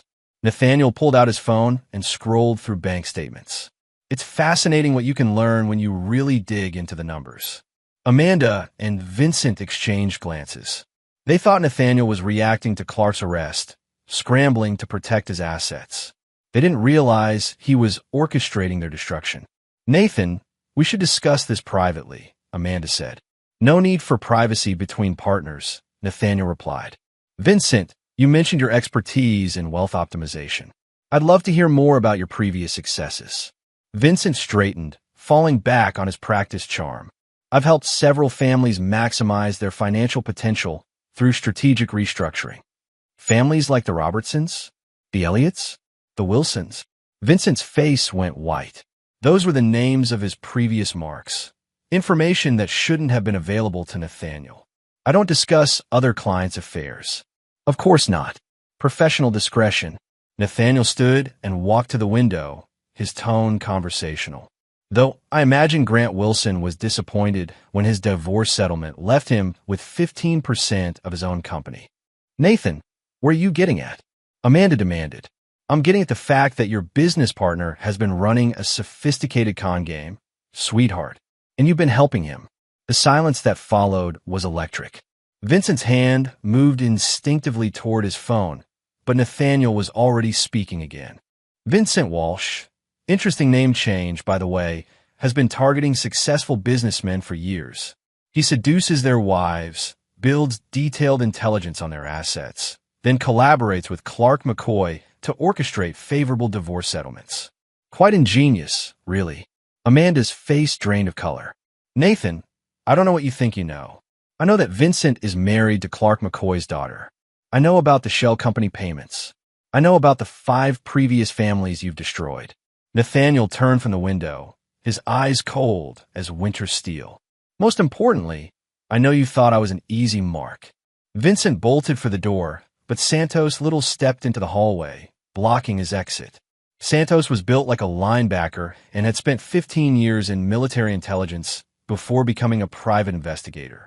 Going somewhere, Santos asked pleasantly. This is kidnapping, Vincent snarled. This is a conversation, Nathaniel corrected. Sit down. For the next hour, Nathaniel laid out everything he knew. Vincent's real identity, his marriage to Christina McCoy, the pattern of previous cons, and the intricate financial web they'd woven around Hughes Construction. Amanda sat frozen, her carefully constructed world crumbling around her. What do you want? Vincent finally asked. Justice, Nathaniel replied. But we'll start with restitution. Nathaniel pulled out a contract he'd prepared earlier. Vincent, you're going to transfer every asset from your shell companies to a fund for your previous victims. Amanda, you're going to sign over your interest in all marital property and disappear from my life forever. And if we refuse, Amanda whispered. Nathaniel smiled, an expression devoid of warmth. Then tomorrow's headlines will destroy what's left of your reputations. Vincent will join Clark in federal prison. And Amanda, you'll discover that adultery still carries financial consequences in this state. But Nathaniel had one more surprise. He turned to Amanda with something almost resembling sadness. Before you sign anything, sweetheart, you should know, I've been recording our conversations for the past 6 months. Amanda's eyes widened in horror as Nathaniel played a brief audio clip. Her voice, clear and unmistakable, discussing their plans to eliminate Nathan from the picture and take everything he's built. Insurance, Nathaniel explained. I've always believed in protecting my investments. Chapter 5. The hunt continues. 3 days passed in careful orchestration. Amanda and Vincent signed the documents, their signatures shaking with rage and defeat. They thought their punishment was financial ruin and public humiliation. They were wrong. Nathaniel Hughes was just beginning his masterpiece. Vincent had moved into a cheap motel on the outskirts of town, his credit cards frozen and his bank accounts seized. Amanda was staying with her sister, Erin Edwards, who lived in a cramped apartment across the city. They thought distance would provide safety. They underestimated their predator. Perry Morrison's expose had run on the front page for 3 consecutive days. The McCoy connection, how a state judge conspired to steal millions, detailed the entire operation with devastating precision. Vincent's previous victims came forward, filing a class-action lawsuit that would ensure he never practiced his trade again. Clark McCoy had already been denied bail, facing federal charges that carried a minimum 20-year sentence. But Nathaniel wasn't satisfied with legal justice. He wanted something more personal. Corey Banks was a ghost in Vincent's life now. The former military contractor followed Vincent everywhere, documenting his movements, his desperate phone calls to lawyers who wouldn't take his case, his attempts to contact old associates who no longer returned his messages. Corey had skills learned in darker places than courtrooms, and he used them to make Vincent understand true helplessness. Vincent's food orders were mysteriously canceled. His utility bills disappeared from his mailbox, resulting in service disconnections. His rental car suffered mechanical problems that stranded him in increasingly dangerous neighborhoods. Nothing illegal, nothing traceable, but enough to make Vincent realize he was being hunted. Amanda faced subtler torments. Her sister Erin began asking uncomfortable questions about Amanda's finances, her marriage, her sudden need for shelter. Social circles that had once welcomed Amanda now whispered behind closed doors. Invitations stopped coming. Old friends stopped returning calls. But Nathaniel's cruelest stroke was psychological. He sent Amanda a single red rose each day, delivered to wherever she was staying, with notes that referenced their shared memories. "Remember our first Christmas?" One read, "You wore red silk, just like that night." Another said, "I still love the way you laugh when you think no one is watching." The roses were beautiful and terrifying because they proved Nathaniel could reach her anywhere, anytime. Amanda understood she was being stalked by a man who had once promised to protect her forever. On December 30th, Vincent finally broke. He called Nathaniel from a payphone outside a 24-hour diner, his voice cracking with exhaustion. "What do you want from me?" Vincent pleaded. "I've lost everything. We both have. Isn't that enough?" "Everything." Nathaniel's voice was silk over steel. "Vincent, you destroyed 5 families before you came for mine. You stole children's college funds, retirement savings, entire life's work. Did you think there wouldn't be consequences? It was business. Just business." "No, Vincent. Business is what I do. What you did was predation, and predators need to be stopped permanently. I'll leave town. You'll never see me again." "You're not getting it," Nathaniel said patiently. "This isn't about territory. This is about making sure you never hurt anyone again. Ever." Vincent hung up, but Nathaniel was already 3 moves ahead. Through Corey Banks, he learned about Christina McCoy Walsh, Vincent's actual wife, who was facing her own federal charges as an accessory to her father's crimes.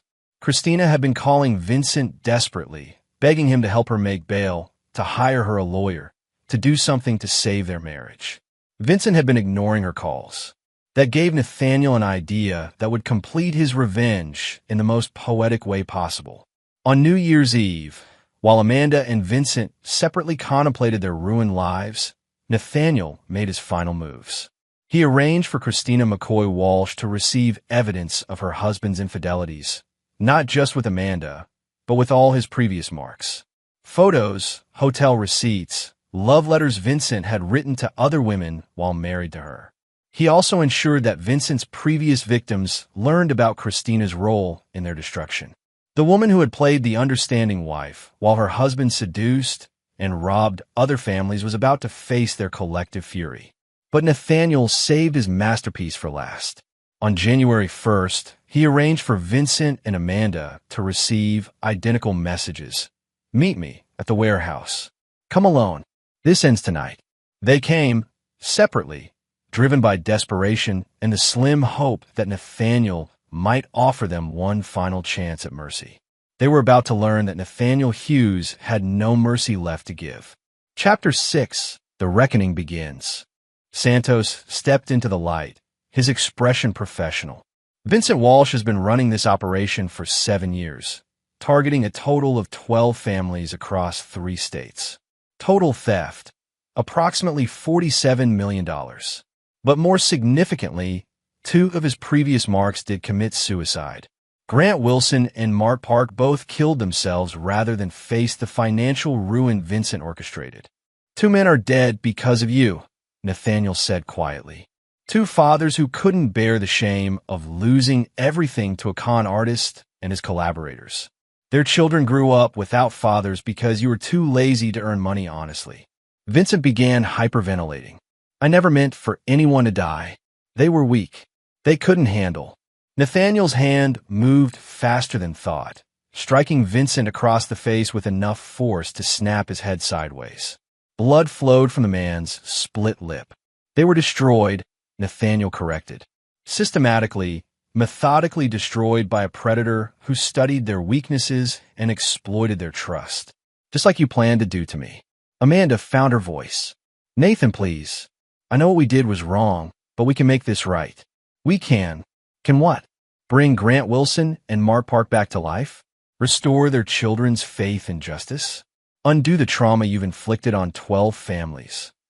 Nathaniel shook his head. Amanda, you still don't understand. You're not the victim here. You're the monster. Nathaniel returned to the workbench and picked up 2 documents. These are confessions. Complete, detailed admissions of your crimes, including the planned murder. You're going to sign them. And if we refuse, Vincent asked through his bloodied mouth. Then you'll disappear, Nathaniel said simply. Permanently. Your bodies will never be found. Your families will spend the rest of their lives wondering what happened to you. And 12 victims' families will finally have closure. The warehouse fell silent except for Amanda's quiet sobbing. Vincent stared at the confession in Nathaniel's hands, calculating odds he couldn't win. If we sign, Vincent said finally, what happens then? Then you live, Nathaniel replied, in federal prison, serving consecutive life sentences for conspiracy to commit murder, fraud, and racketeering. You'll die behind bars, but you'll die naturally. That's not much of a choice. It's more mercy than you showed Grant Wilson and Mark Park. Vincent looked at Amanda, seeing his own desperation reflected in her eyes. They had planned to murder Nathaniel and steal his life's work. Now they faced the consequences of choosing the wrong prey. Where do we sign? Amanda whispered. Nathaniel smiled, his first genuine expression of satisfaction in days. Right here. Chapter 8. The Price of Betrayal. The confessions were signed at 3:17 a.m. on January 2nd. Vincent's signature shook with rage and defeat. Amanda's was barely legible through her tears. But both documents were legally binding admissions that would ensure they never saw freedom again. Excellent, Nathaniel said, reviewing the pages carefully. Santos, please ensure these reach the appropriate federal prosecutors by 9 a.m. Include all supporting evidence we've compiled. What about them? Santos nodded toward the prisoners. They have one more lesson to learn. Nathaniel pulled out his phone and dialed number. Perry? It's Nathan Hughes. Yes, I know it's late. I have a story that will make your career. No, bigger than McCoy expose. Much bigger. Within 2 hours, FBI agents surrounded the warehouse. Amanda and Vincent were arrested on federal charges of conspiracy to commit murder, fraud, and racketeering. The confessions ensured there would be no plea bargains, no reduced sentences, no early parole. But Nathaniel's masterpiece wasn't the arrests. It was what happened next. Perry Morrison's follow-up story ran with the headline, Murder Plot Exposed, the dark truth behind the McCoy conspiracy. The article revealed not just Vincent and Amanda's crimes, but the full scope of their operation. Photographs of the 12 victim families ran alongside financial records showing exactly how much each had lost. Most devastating were the interviews with Grant Wilson's and Mark Park's children, now young adults who had grown up believing their fathers were weak men who had abandoned their families. Learning that their fathers had been murdered by a sophisticated criminal enterprise, that their suicides were actually the final victory in a calculated campaign of psychological warfare, transformed their grief into righteous fury. The Wilson and Park families filed wrongful death lawsuits seeking not just damages, but criminal prosecution for indirect murder. Vincent and Amanda faced additional charges in multiple jurisdictions, ensuring they would never be eligible for parole. But Nathaniel saved his cruelest stroke for last. 3 days after the arrests, he visited Christina McCoy Walsh in the county jail where she awaited her own trial. The woman who had played the understanding wife while her husband seduced and robbed other families looked fragile in her orange jumpsuit. Mrs. Walsh, Nathaniel said, sitting across from her in the visiting room. I wanted to speak with you about your husband. What about him? Her voice was hollow, defeated. He's been offered a plea deal, 25 years instead of life, in exchange for testifying against everyone else involved in your father's operation. Christina's eyes flickered with hope. Vincent wouldn't. He already has. Nathaniel placed a document on the table between them. His testimony specifically implicates you as the operation's financial coordinator. According to Vincent, you managed the money laundering and asset transfers while he seduced the targets. That's not true. I barely knew what they were doing. Vincent says otherwise. He claims you recruited the victims, researched their financial situations, and planned the seduction strategies. He's painted you as the mastermind behind the entire operation. Christina stared at the document in horror. He's lying to save himself. Yes, Nathaniel agreed. Just like he lied to every woman he seduced, every family he destroyed, and every partner he betrayed. Vincent Walsh is exactly what he's always been, a predator who will sacrifice anyone to protect himself. Nathaniel stood to leave, then paused. Mrs. Walsh, you should know, Amanda received the same deal. She's also testified that you were the mastermind. Between your husband and your father's co-conspirator, you're facing 3 consecutive life sentences. Wait, Christina called as Nathaniel walked away. What do you want? Nothing, he replied without turning back. I just wanted you to understand who you married. By the end of January, the conspiracy had completely collapsed. Clark McCoy died of a heart attack in federal custody, unable to face the shame of his exposure. Vincent and Amanda were sentenced to life without parole, their plea deals revoked when investigators discovered they had lied about Christina's involvement. Christina herself received 60 years, her marriage destroyed, and her family name permanently tainted. The 12 victim families received full restitution from seized assets, plus additional damages that ensured their children's futures were secure.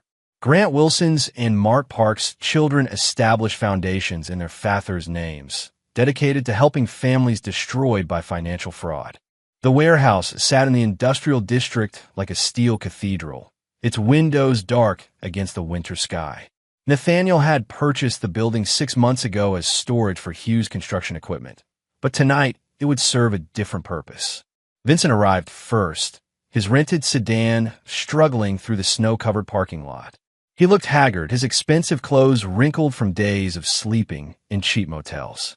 The confident predator who had entered Nathaniel's life was gone, replaced by a desperate man who jumped at shadows.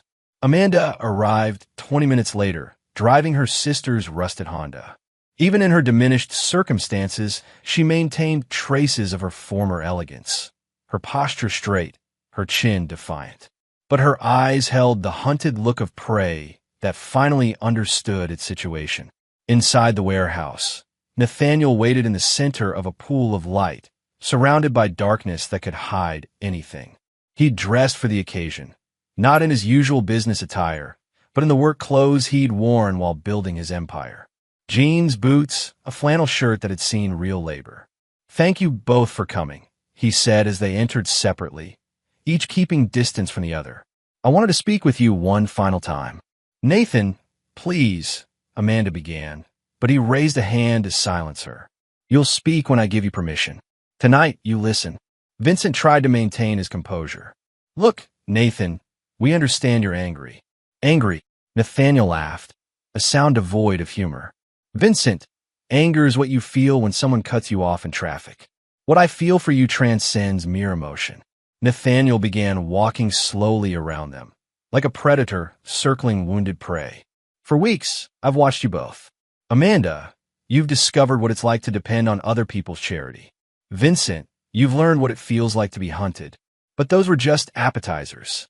What do you want?" Amanda whispered. "I want you to understand the magnitude of your mistake," Nathaniel replied. "You thought you were stealing from a businessman. You were actually declaring war on a man who built everything he has from nothing, who learned that the world gives you exactly what you're strong enough to take." Nathaniel stopped in front of Vincent, close enough that the other man had to look up to meet his eyes. "Do you know what I did during my first 5 years in construction, Vincent? I worked for a man named Abel Spaulding. Abel taught me that in this business, your reputation is everything. Cross someone, cut corners, break your word, and you're finished. But more importantly, Abel taught me what happens to people who try to steal from builders." Vincent swallowed hard. What happened to them? They learned that men who work with their hands know how to solve problems permanently. The temperature in the warehouse seemed to drop 10 degrees. Amanda and Vincent exchanged glances, finally understanding that their situation had moved beyond financial or legal consequences. "Nathaniel," Amanda said carefully, "we know we hurt you. We know we were wrong. But we can still fix this. We can fix this." Nathaniel's voice was soft and infinitely dangerous. "Amanda, you didn't just cheat on me. You didn't just try to steal my company. You made me doubt my own judgment. You made me question whether anything in our marriage was real. Do you understand what that does to a man? Tears began flowing down Amanda's cheeks. Some of it was real. In the beginning. No. Nathaniel's voice cut like a blade. In the beginning, you saw a successful man you could manipulate. Vincent saw an easy mark he could seduce through his wife. And Clark McCoy saw another victim whose assets he could redistribute. None of you saw me as human. Nathaniel reached into his jacket and pulled out a photograph. Their wedding picture, taken 15 years ago. Amanda looked radiant in white lace. Nathaniel young and hopeful in his tuxedo.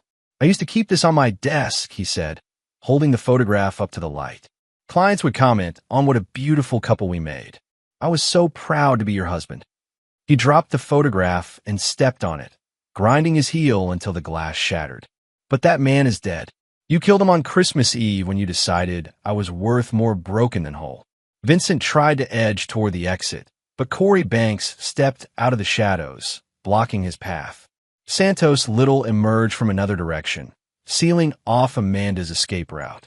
Gentlemen, Nathaniel said to his associates, please ensure our guests remain comfortable while we conclude our business. For the first time, real terror entered Vincent's voice. Nathan, you can't do this. People know we're here. If something happens, something has already happened, Nathaniel replied. You destroyed my life. Now I'm returning the favor with interest. The warehouse echoed with Amanda's sobbing and Vincent's increasingly desperate pleas. But Nathaniel Hughes was past the point of mercy. He was about to show them what happened when predators chose the wrong prey. Chapter 7, Justice Served. Before we proceed, Nathaniel said, pulling 2 chairs into the circle of light, I want you both to understand something. This isn't revenge. Revenge is emotional, impulsive, satisfying, but temporary. This is justice. Justice is methodical, permanent, and serves a greater purpose. Amanda and Vincent sat in the chairs, hands zip-tied behind their backs, not tight enough to cause damage, but secure enough to prevent escape. Corey Banks and Santos Little remained in the shadows, their presence more psychological than physical threat. The greater purpose, Nathaniel continued, is ensuring you never hurt anyone again. He pulled out a tablet and swiped to a video file. Amanda, do you remember our anniversary trip to Cabo 3 years ago? You insisted on filming everything. The sunset dinner, the beach walks, our private moments in the hotel room. Amanda's face went ashen. Nathan, you wouldn't share intimate videos of my unfaithful wife. You're right. I'm not that petty. Nathaniel swiped to another file. But this video, taken in our bedroom 2 weeks ago while I was supposedly at a job site, this has educational value. The tablet showed Amanda and Vincent in passionate embrace, their conversation afterward revealing details of their plan to eliminate Nathan permanently and make it look like a business suicide. They discussed dosages, timing, and how to ensure Nathaniel's death appeared to result from guilt over financial improprieties they would plant in Hughes Construction's books. You were planning to murder me, Nathaniel said conversationally. Not just steal from me, not just divorce me, actually kill me and frame it as suicide. That changes the nature of our relationship considerably. Vincent's composure finally cracked completely. It was never supposed to go that far. That was Amanda's idea. I just wanted the business. Vincent, please. Nathaniel shook his head sadly. Don't insult my intelligence. I have 6 hours of audio recordings. The murder plot was your suggestion, refined with input from Clark McCoy, who assured you that as the investigating judge, he could control the narrative. Nathaniel walked to a workbench and returned with a manila folder. Which brings us to tonight's actual purpose. You see, while you've been suffering these past few days, I've been busy. Santos, would you please explain what you discovered? Nathaniel Hughes returned to his life, his reputation not just intact, but enhanced. The business community saw him as a man who had faced the ultimate betrayal and emerged victorious. New clients sought him out, drawn by his reputation for loyalty and his ruthless treatment of those who crossed him. But late at night, alone in his mansion, Nathaniel sometimes wondered if victory felt different than he'd expected. The house was quiet now, empty of Amanda's laughter and Vincent's smooth conversation. He had destroyed his enemies completely, but the cost was a solitude that stretched out like an endless winter. Still, when he remembered Grant Wilson's children thanking him for giving them the truth about their father's death, when he thought about the 12 families who could finally rebuild their lives, Nathaniel knew he had chosen correctly. Some betrayals demanded absolute justice, and justice, unlike mercy, was something he could live with. Chapter 9. The New Foundation. 6 months later, Nathaniel Hughes stood in the conference room of Hughes Construction, addressing a room full of investors and potential partners. The company had not only survived the attempted hostile takeover, but emerged stronger than ever. New contracts poured in, attracted by Nathaniel's reputation for integrity and his ruthless protection of those who earned his trust. "Gentlemen," Nathaniel said, concluding his presentation, "Hughes Construction has always been built on a simple principle. We honor our commitments, and we protect our partners." Recent events have only reinforced that foundation. After the meeting, Lawrence Fisher approached him. The retired federal judge looked proud, but concerned. "You've rebuilt everything they tried to destroy," Lawrence said. "But I worry about you, Nathan. This house, this life, it's empty now." "Empty but honest," Nathaniel replied. "I know exactly where I stand with everyone in my life now. That's not the same as being happy." Nathaniel considered this. "Happiness is a luxury I can't afford, Lawrence. Trust is too expensive to give freely. But I have something better than happiness. I have clarity." They walked through the mansion's halls, past photos of Hughes Construction projects and awards from charitable organizations. The house was immaculate but sterile, maintained by a staff who respected their employer but kept their distance. "The Wilson and Park Foundations want to name you as their keynote speaker next month," Lawrence mentioned. "They're honoring victims of financial fraud. I'll consider it. Nathan, those families see you as their protector. You become a symbol of what happens when someone fights back successfully. Good. Maybe that will deter the next Vincent Walsh." They paused in Nathaniel's study, where he kept the evidence files from Amanda and Vincent's case. Even after the trials ended, he maintained detailed records of their crimes, their punishment, and their current status in federal prison. "Do you ever think about visiting them?" Lawrence asked. "No," Nathaniel said without hesitation. "They're where they belong. I moved on." But that wasn't entirely true. Every month, Nathaniel received reports on his former wife and her co-conspirator. Amanda had aged badly in prison, her beauty faded and her spirit broken. She tried to appeal her sentence twice, both attempts failing when evidence of her murder plot was reintroduced. Vincent had adapted better to incarceration, using his manipulation skills to curry favor with guards and fellow inmates. But his marriage to Christina had been annulled, and his attempts to contact his previous victims' families were blocked by restraining orders. Christina McCoy Walsh had become a cautionary tale in legal circles. The daughter of a respected judge, reduced to a federal prisoner whose own husband had betrayed her to save himself. She spent her days in solitary confinement, protected from other inmates who viewed her as a traitor to her own gender. "There's something else," Lawrence said carefully. "Amanda's sister called my office yesterday." Nathaniel's expression didn't change. "What did Erin Edwards want?"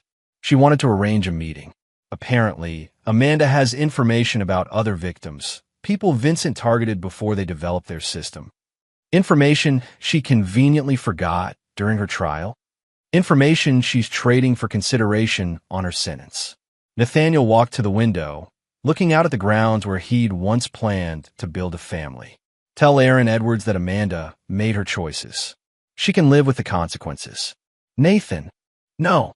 Nathaniel's voice carried the finality of a judge's gavel. "Amanda chose Vincent over me. She chose money over loyalty. She chose murder over mercy. Every consequence she faces is a result of her own decisions." Lawrence nodded, understanding that some wounds never heal, they only scar over. "What about you? What's next?" "Next, I built something better than what I had before. Hughes Construction will expand into 3 new states next year. We'll We'll create jobs, build communities, make things that last. Nathaniel turned from the window.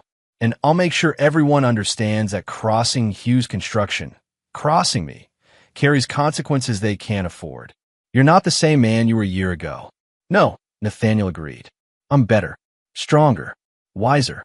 Amanda and Vincent thought they were destroying me, but they actually perfected me.